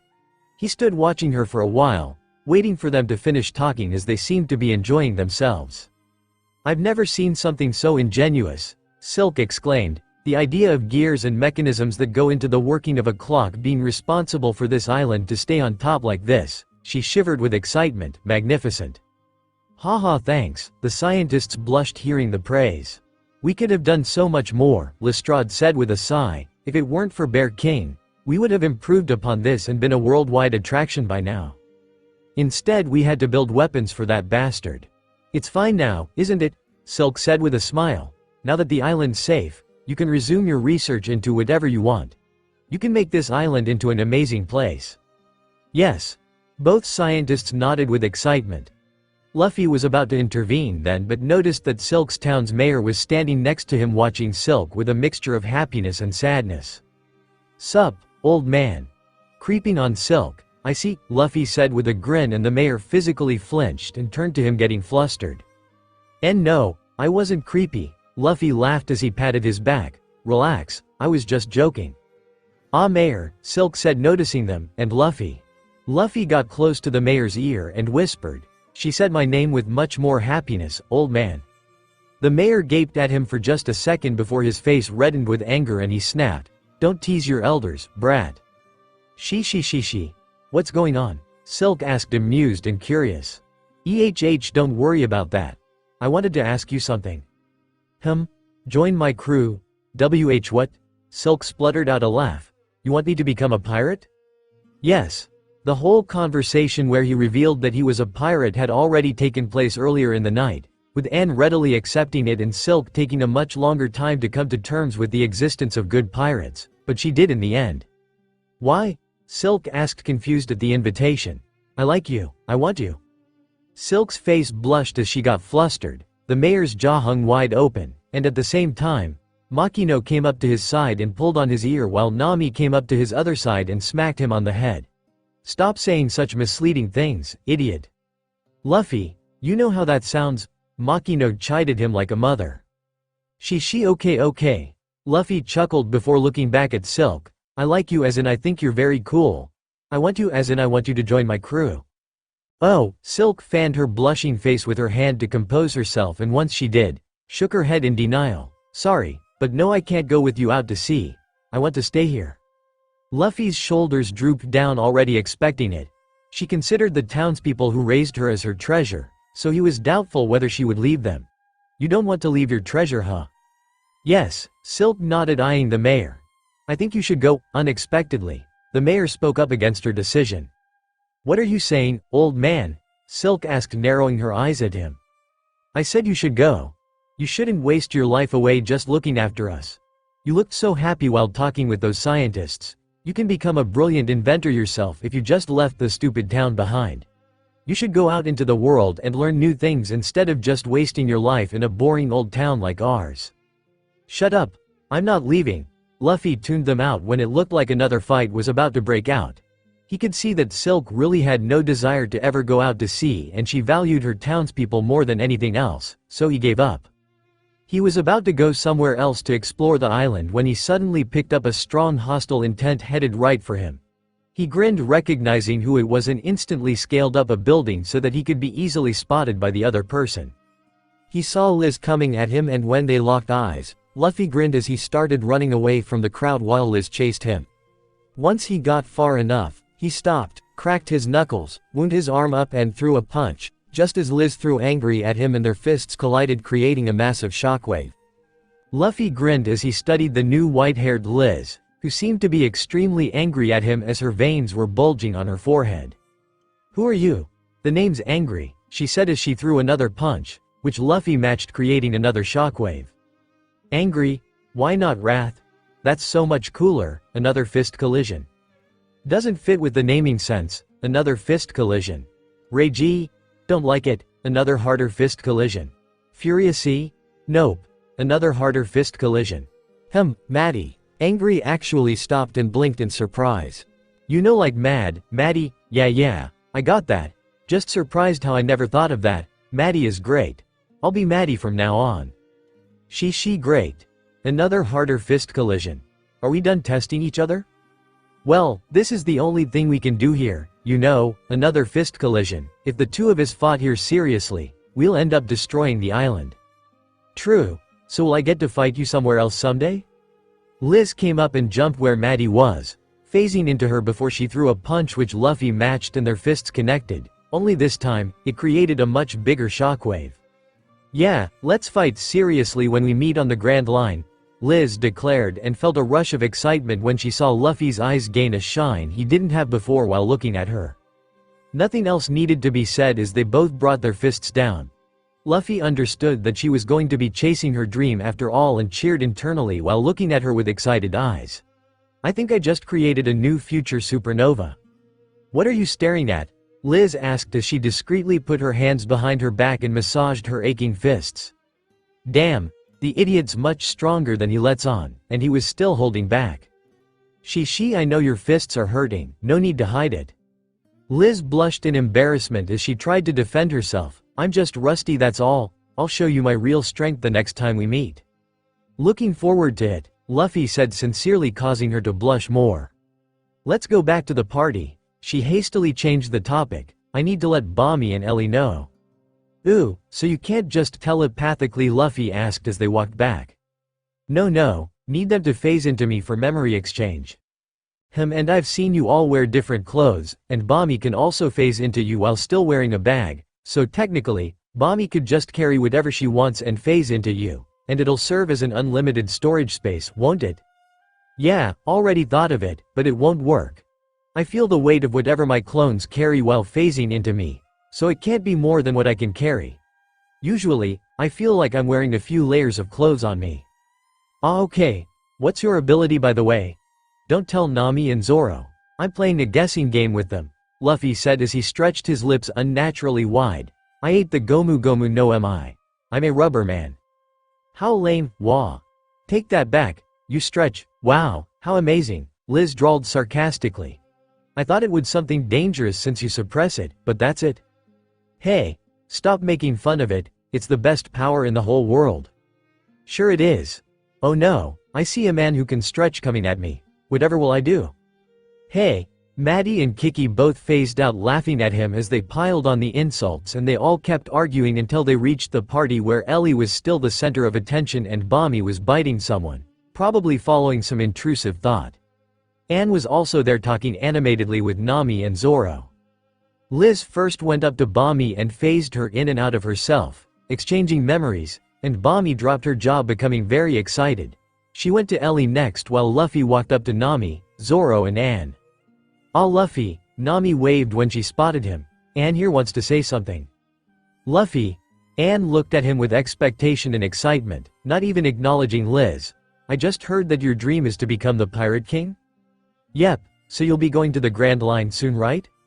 Yep, then let me join your crew. I know you haven't seen me fight, but I usually tag team with Balloon. I'll show you once Balloon's wing heals. Gwa. Luffy became excited and was about to nod, but Bami and Maddie both pounced on him suddenly and pinned him down while clamping his mouth shut. MMMPH. Luffy deflated knowing what was about to happen. Sorry Luffy, Bami said apologetically, as much as I love you, I won't let you have Anne. We just met today, Luffy whined internally. Liz. Anne's angry scream tore through the party, silencing everyone. Fucking stop, I won't listen to you anymore. Wait. Liz hastily placated her, seeing that she was furious beyond anything she was ever before. I'm going with him and that's final, Anne stated and started walking away, stomping her feet furiously. Anne, wait. Liz pleaded, but when she didn't even acknowledge her, she yelled, I'm heading to the Grand Line too. Anne froze mid-step and snapped her neck back at Liz. What? I said I'm heading to the Grand Line too, so come with me. Are you being serious right now? Yeah, Ellie? It's true. Ellie proudly nodded. What brought this on? While the sisters were talking seriously, Luffy was more concentrated on Maddie, who was on top of him. Her white hair was falling on his face and he wondered why she would have white hair, unlike the other clones. She's Liz's angry side personified. She's probably always under immense stress and fell victim to Marie Antoinette syndrome. He nodded to himself sagely, thinking he was most probably right before realizing he was analyzing her again, and sighed, stopping himself. He came out of his thoughts when he felt the pressure lifting off of him and saw that Liz and all her clones were hugging Anne while she cried happily. He stayed on the ground feeling sad that another potential crewmate was taken away from him when Nami and Zoro crouched down next to him after noticing his dissatisfied expression. Wow, rejected twice in one day, huh? Nami said with an amused smile as she patted his head consolingly. No, I think he wanted Liz to join too, Zoro added with a smirk, so 3 failures in one day. Jerks, Luffy pouted while the two laughed at him. What's going on? Luffy asked when he woke up the next morning to find Silk, Anne and Liz all staring at him. He had slept in a random bedroom he had found in the castle the previous night, and now, all 3 girls were gathered around his bed looking at him suspiciously, especially Liz, who seemed to be on guard. You said you knew Anne and Silk, Liz started getting straight to the point.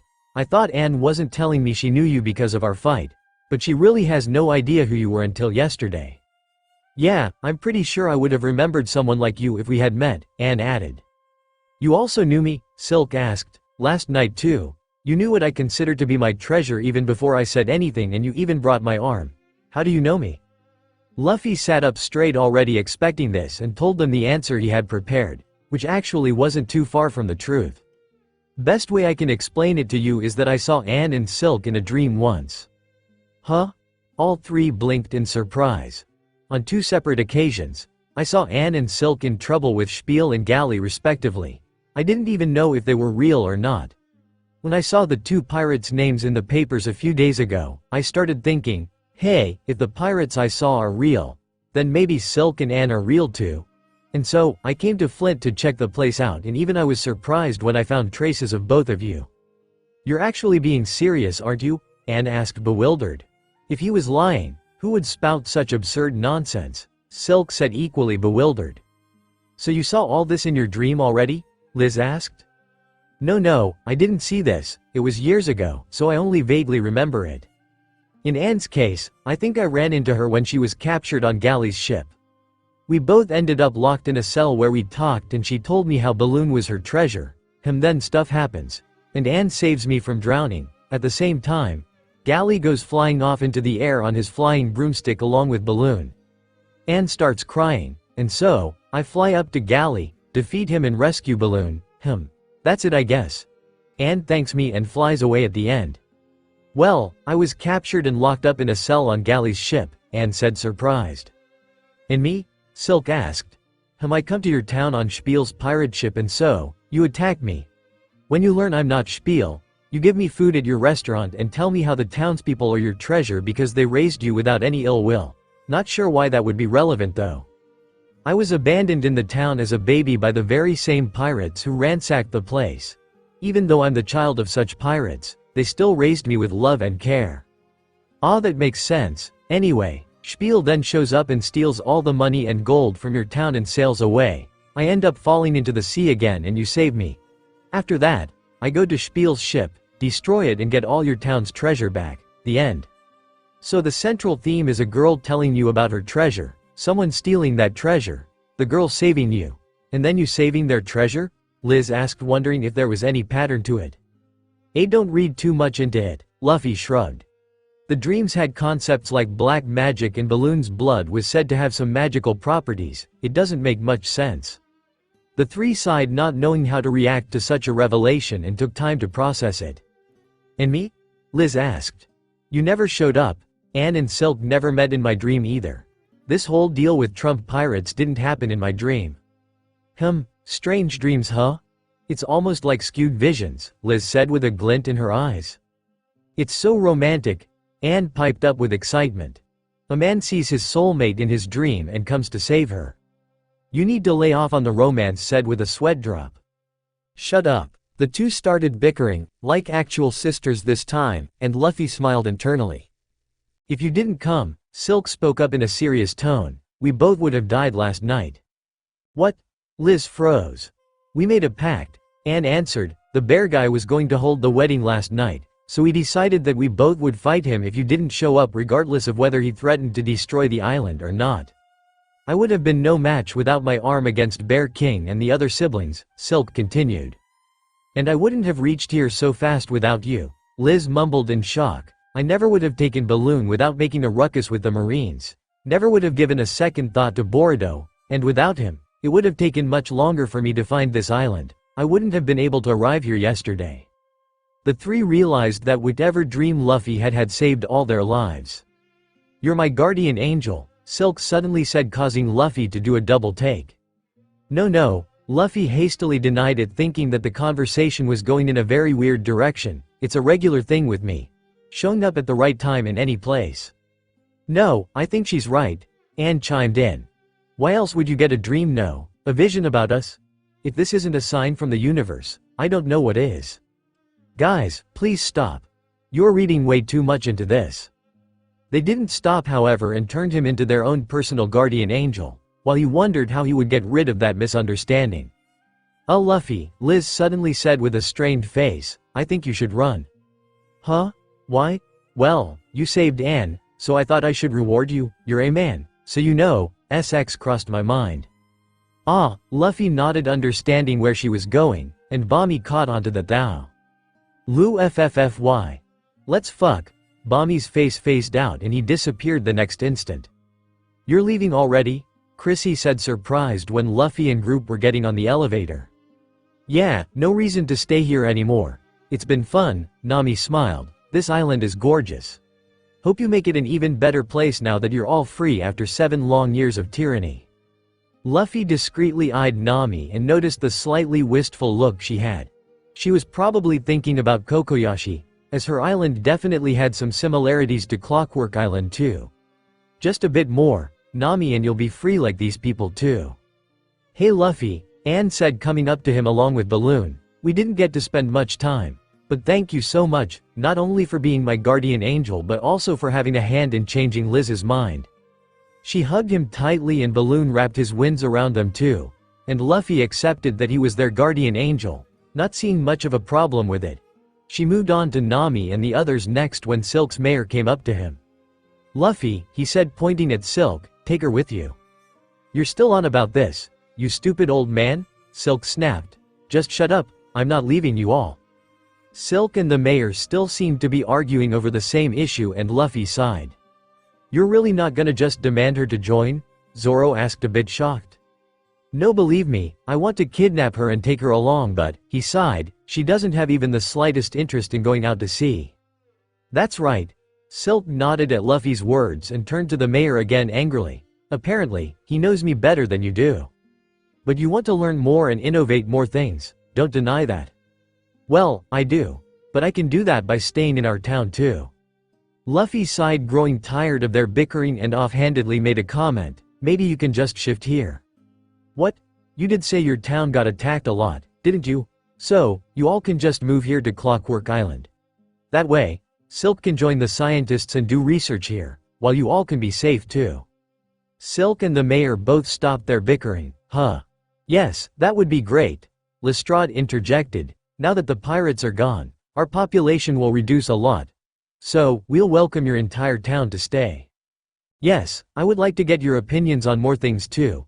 Chrissy added, addressing Silk. You really have a bright and innovative mind. While Silk and the mayor were seriously considering it, the scientist couple suddenly turned to him and hugged him with tears in their eyes. Thank you so much, for not only giving us our freedom but also giving our son back. I did what now? Luffy asked, confused. They wiped their tears away as they let him go and pointed at Akisu. He's our son. Huh, really? Apparently, Akisu nodded with a blush as his mother caressed his head. Yes, that's why I wanted the tyranny of the Trump siblings to end, Bordeaux said with a smile. I knew his parents were somewhere on the island and wanted to reunite him with them. Ah, okay. Luffy nodded, wondering if this was a major plot point in the movie, but shrugged, accepting it, saying goodbye and moving on. Zoro and the others were saying goodbye to Ellie, who had come out, so he grinned and went to tease her. Hey shorty, you better have grown the next time I see you. I'm not shorty. Ellie stomped her foot, puffing her cheeks out, and again, everyone who saw her thought she was really cute. She jumped on him and pretended to beat his chest, but was actually getting one last hug in, and Luffy, realizing it, squeezed her tight in a bear hug. See you on the Grand Line, kiddo. HMPH, I don't want to see your face ever again. Luffy ruffled her hair before passing her off to Nami and Makino, who squeezed the life out of her too. He then stood in front of Liz, who looked challengingly at him. We'll leave this island in a couple of days and immediately head to the Grand Line. See you there. She held a hand out and Luffy grinned, taking it, and they shook. Her other clones popped out too, except Bami, who wasn't allowed to come out completely. Just her head was sticking out of Liz's neck like a second head, which looked a bit freaky. Goodbye Luffy, I'll think of you every day, Bami cried, and he just patted her head, saying goodbye. You know, we didn't determine who the dominant doppelganger is in the end, Liz said as they all stood ready to leave. I am. Nami, Silk and Anne snapped in unison, before glaring at one another. Alright, that's it. Anne spoke up first, we're deciding this before you leave. It's easy, Silk smirked, I'm the strongest physically, so I'm the dominant one. Hell no, Anne snapped, we should decide by who's the cutest, so it's obviously me. No, we should decide by who's the smartest. That's obviously me, Nami snapped, and even if we went by who the cutest one is, I win that too. Like hell you are. I'm the smartest one here, Silk snapped. And I'm the cutest one here, Anne snapped. No, I am, Nami snapped. Oh please, says the girl who believed her daughter time traveled from the future, Silk smirked. Yeah, you're so gullible. Anne laughed. That's when Luffy is involved. Don't include that, Nami snapped. The two, however, kept laughing at her, making her snap more. Alright, that's it, Nami brought her shock staff out. A fight it is then, winner is the dominant one. Fine by me. Silk smirked as the retractable blade in her arm popped out. That's not fair. You two have weapons and I fight with balloon usually. Who is injured right now? Everything is fair in the great doppelganger wars. Silk christened the name of the battle between them. Don't just name it, the other two snapped. The others who were watching the fight with amusement had a different name for the fight between them: the Snapping Wars. Ellie suddenly interrupted the three by jumping in between the three and proudly declaring, "I'm the cutest here." "Don't butt in," all three snapped at her, making her flinch. Poor Ellie's eyes teared up and soon, huge teardrops started rolling down her face before saahhh, "You meanies," and ran back inside Liz. The three doppelgangers looked at her pitifully for a second, but they soon went back to glaring at one another. And that was the last straw as people finally stepped in to stop them. "Okay, that's enough." Luffy grabbed Nami and hauled her over his shoulder like a sack before going to the elevator. Liz grabbed Anne and pulled her back, and the mayor held Silk back. "Stop," all three snapped. "We're not done yet." "Yes, you are." Luffy chuckled as he pushed the close button on the elevator while Nami started to bash his head in trying to wriggle free. "Bye guys." Nami caught the other two's eyes and they all nodded and yelled at the same time, "This isn't over yet," before the elevator doors closed. Silk and Anne glared at each other for a second before Silk said, "Doesn't feel right to continue the war without all participants present." "Agreed. Truce until we all reconvene then." "Truce." Silk nodded before both smiled, becoming normal again. "Your arm is so cool, I heard you can switch weapons on it?" "Yep. Show me." "Sure. Follow me." The two chatted away happily while the rest watched them with a sweat drop while Liz tried to console the crying Ellie. From then on, if only two of the three participants of the Snapping Wars met, things would be pleasant and amicable, but if all three were present in the same space, things would get ugly. Part 3a, N. Very short part. Makino walked out of the cabin drowsily rubbing her eyes and saw that the sun had just risen. She yawned, taking in and appreciating the peaceful scenery, but froze when she saw Luffy sitting at the bow of the ship writing something in a notebook with a couple of files strewn around him. She slowly walked up to him wondering if Luffy was writing an official logbook when Luffy noticed her. "Mornin', are you writing a logbook?" she asked incredulously. That's too troublesome." Luffy denied it before giving her the notebook. "It's a gift for someone." Makino curiously went through the notebook and her eyes widened with shock before she looked at the open doents around him. "So this is what you do with all the doents you steal from every marine base we come across?" "Yeah, what are you going to do with this?" "Give it to someone, I guess. Not sure who yet, but I'll figure it out." Makino slowly closed the book as she stared at Luffy with confusion. "What is it, Makino?" Luffy asked seriously. "Ever since we started, you look like you want to tell me something, but you never do." It's just, Makino stuttered, looking like she was unsure of what she wanted to say but finally decided to say something, uncaring if it made sense or not. "Just, what happened to you, Luffy?" "I haven't asked much of what happened during the 2 years, but you've changed so much. Many of them have been good changes, sure, but..." She put a hand on his cheek. "I can't explain it properly, but your smile, it's still bright, yes, but it isn't as wide as it was before, not physically wide, I can't explain it properly, but it seems, I don't know, darker, like you're forcing yourself." "Can't fool people who knew me before, huh?" Luffy nodded slowly and she continued. "You don't eat as much as you did before, and at one point during the celebration back at Fuchsia, you just stopped. Like you were eating one moment and the next you got this sad look on your face and just stopped eating. That genuinely terrified me." Luffy sighed when he saw that she was about to start crying, so gently patted her shoulder to calm her down. "Is that why you came with me?" "Yes," Makino nodded as she wiped away her tears. "I wanted to ask what was happening with you, but you suddenly announced that you'll be leaving. I had no choice but to come with you." "I see, well..." They were suddenly interrupted when Zoro cleared his throat and they both looked towards the mast and saw him awkwardly pretending to be asleep. He heard the whole thing until then while Nami was still sleeping inside the cabin. Luffy chuckled, standing up. "Let's move to the dinghy. Someone needs their beauty sleep." Zoro's hands twitched and his brows furrowed slightly, but he had to act like he was sleeping, so he didn't react. He slowly opened an eye after a few minutes and saw Luffy and Makino get into a dinghy they had tied to their boat and drift far enough so that no one could hear them. Makino had decided to go back to her home island and Luffy didn't want to visit it again, so they had brought along the dinghy so that they could drop her off close to it. Luffy's smile is dark and forced. Zoro would have scoffed at that if someone other than Makino had said it because Luffy had the widest, happiest, and most carefree smile he had ever seen on a person before, but if someone close to him like Makino said it, then there had to be some truth to it. He sighed, wondering if this was gonna cause some problems, but didn't give it much thought as he drifted off to sleep. Meanwhile, Luffy rode far enough so that no one could eavesdrop on them and sat across from Makino, who had composed herself. She began before he could say anything. I thought that your journey would have been a lot different, you know, no exact plans of what you're going to do except to gather a crew and head to the Grand Line. But it has been so different, you've already picked your crew. Somehow without even them knowing, which, by the way, is a whole other mystery. You have plans, you have enemies already, you taunt people like Sengoku, you're doing this, she pointed at the notebook. You have goals other than becoming the Pira. Okay, relax, Luffy cut her off when she started becoming hysterical. To be honest, I'm a bit peeved myself for that. A part of me wishes I could go on my journey with no plans, no idea of what's out there and be surprised by everything. But I can't. It's honestly a contradiction of emotions of hating my knowledge and loving it at the same time because I can do so much more, and my smile being forced. Yeah, it's true. Sometimes, it happens. I have so many things running in my mind that it's sometimes a bit overwhelming, and I mask it with a smile. He saw that she was looking confused, so sighed. Guess it won't make sense unless you know the full story. What's the full story? You'll have an existential crisis if I tell you.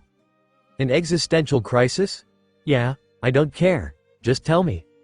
Well, alrighty then, it all started 2 years ago after I kinda sorta died. Luffy began without any warning and Makino became the first person to learn of his secrets. A few hours later, Luffy was leaning against the side of the dinghy while Makino was lying down with her head on his lap in a daze. She had said, I need to lie down, at one point during his story, and had been that way ever since. So, you have 22 years worth of memories and experiences of another man who lived in another universe, which is very different from ours, and on top of that, we were all characters in a comic book there. And you met a higher dimensional being, basically, a god. That's like the 5th time you've repeated the same exact words, Makino. Well, forgive me for taking time to process a bombshell revelation like this. She okay. Take your time. Makino sighed deeply and took a few more minutes to come to terms with everything. So, you already know things that will happen to you for up to 2 to 3 years from now? Yeah, so that's why you look so bored sometimes. That's partly it, yeah, but I'm also bored of this place, you know. The Grand Line is so much more amazing than anything I had ever imagined before and I can't wait to go back there. This East Blue Sea in contrast is kinda boring. I see, and the reason you don't eat as much now and your smile's being forced? Luffy sighed, it isn't just one thing. I get worried sometimes about so many of my crew and friends who are in trouble right at this moment and I can't do much for them until I get there to give up and go on a completely different adventure. But at the same time, I don't want to. I already know that the One Piece definitely exists and also know some clues as to what it could be. So a bit of mystery is gone. I sometimes see news of other supernovas, my rivals basically, in the newspapers and feel like I'm cheating. I also sometimes feel like I'm manipulating people, like Kobe for example, because I know exactly what to say to make them react a certain way. Luffy went on a long rant about things that were bothering him and Makino realized that for someone like Luffy who enjoys mysteries, having foreknowledge was like a curse. Before she could pity him though, Luffy shifted his tone to a happy one and started listing the things he loved. At the same time, I'm so glad I have this knowledge. Sure, it spoils some stuff but reality is just so real. Take Nami for example. She has this cute dimple whenever she smiles. She has a writer's bump on her finger, she really smells like tangerines. She gets this messy bed hair in the mornings, she snores a bit albeit softly. She likes to use flavored toothpaste rather than bland ones. All these little things might not mean much, but when everything is added, she is so much richer in character than I could have ever imagined from seeing her in a comic book. I know what she'll say or how she'll react if I say or do certain things from the story, but it's just a few instances. You must have noticed that I have so many pointless and silly conversations with them, and that's because I don't know how they'll react to those things and it's honestly refreshing for me. Like Zoro piling on whenever I tease Nami. I love that he does that. The same goes for my adventure. It's just the start, but I've already met people like Silk, Anne and Liz, who didn't exist in the story, and now that they're out in the world, I'm excited to see what they'll do. I know some parts of my adventure will be the same, especially at the beginning, but I'll keep affecting and changing things whenever I can, and a few months later, I'm sure the butterfly effects would have piled up enough that even I'll be surprised by stuff that happens. Rather, I'm even more excited to see what kind of changes I can make. I also know the history and lore of this world that no one could possibly know. And that just adds so much richness to my journey. So many unanswered questions and mysteries are out there, and I'm dying to find out what they are. And without my knowledge, I don't think I would have appreciated it much. Just in the story, this world seems so amazing. But now that I'm going to visit all those places, I know that they'll be so much more amazing, even though I know what to expect. Makino's mind was filled with dread when she heard Luffy talking about all the things he didn't like because of the foreknowledge, but it quickly changed to one of ecstasy when he started talking about the things he loved. She saw his eyes shine, heard his voice tinged with happiness and excitement, saw his smile being the brightest she had ever seen on him, and her heart calmed down knowing that her Luffy was still the happy-go-lucky rascal she had known, even though he had changed so much. "So Makino," Luffy concluded as he caressed her hair, "there are good and bad things that have come out of this, but I'm much more excited about the good things. You don't have to worry about me, okay? I'll do great." Makino softly nodded, knowing he was being honest, and sighed in relief, feeling a weight lift off her chest. "Tell me about this other life of yours." Ooh, their world wasn't as great as ours. But they had some pretty amazing things too, like phones and the internet. I miss them so much. They spent pretty much the entire day in the dinghy, with Luffy feeling happy that he could finally talk about these things with someone, and Makino had a mind-blowing experience learning about this whole other world and also some things about their own world. 3 days later, Makino stood on the dinghy as Nami hugged her goodbye while the two men stood waiting for their turn. Luffy didn't want to go back to Dawn, so they were leaving Makino around 30 minutes away from said island, and that was also the reason they had brought the dinghy along with them in the first place. "You sure you can't come with us?" Nami whined. "I'll have to look after these two moronic children all by myself now." "Hee, I'm sure you'll do great." Makino patted her back gently before they separated.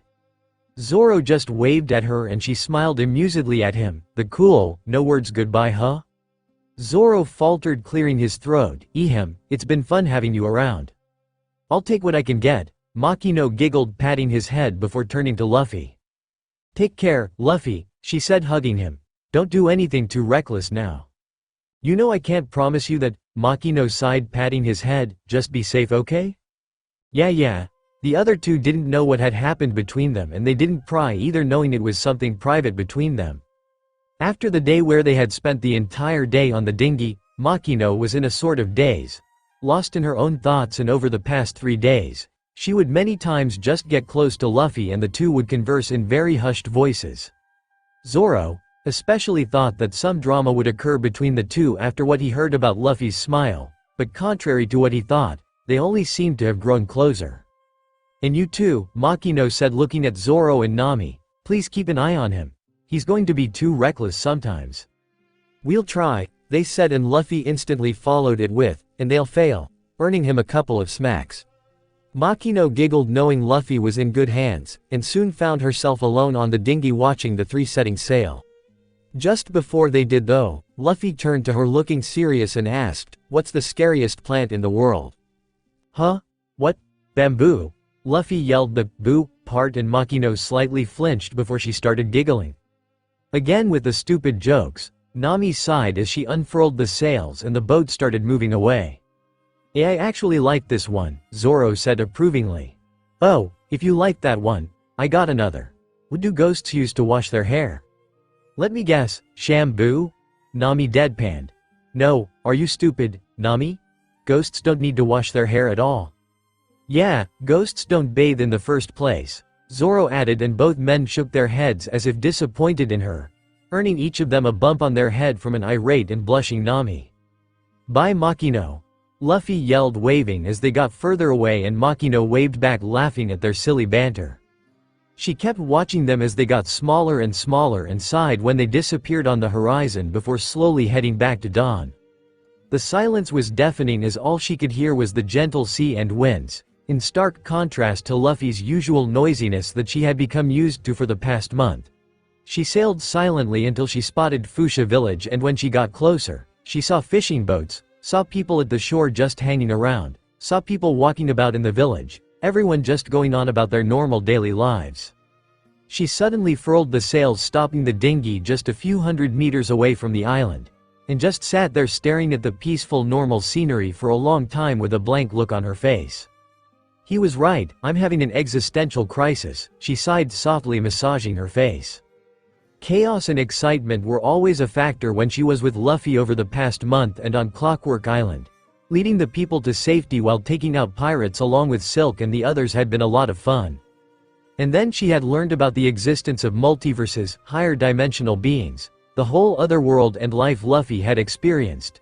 Heard about some of the crazy islands in the Grand Line. Heard about Roger's reaction when he saw the owned the island, Laugh Tale. Heard about some of the mysteries like the Will of D. and the Void Century. Heard about creatures big enough to hold an entire island on their backs. Islands made out of food. And after all that, after learning that the world had so much to offer, after hearing Luffy talk about all those things with bubbling excitement and becoming interested and excited herself, she now had to go back to her normal life on Fuchsia, in a normal, unexciting, small part of the world where she was a normal barmaid. She sighed deeply, thinking about her life choices.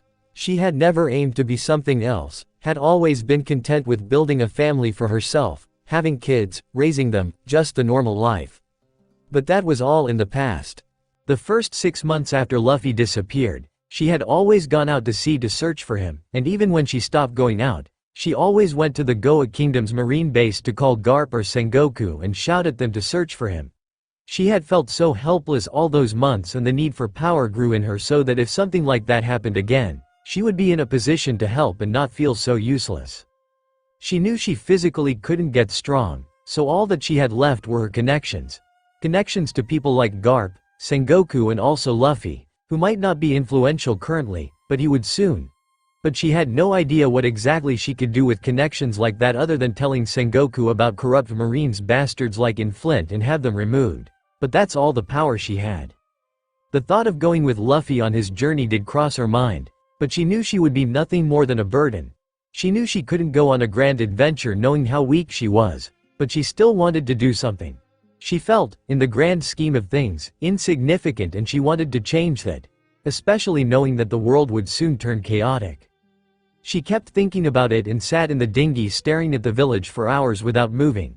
Only when the sky darkened did she finally go back, hoping the helpless feelings she had would soon go away. A week later, the feelings still hadn't gone away. 2 weeks later, she didn't bother opening the bar anymore and people started to worry for her. A day after that, Luffy called asking how she was doing, and she faked a happy voice and told him that everything was great.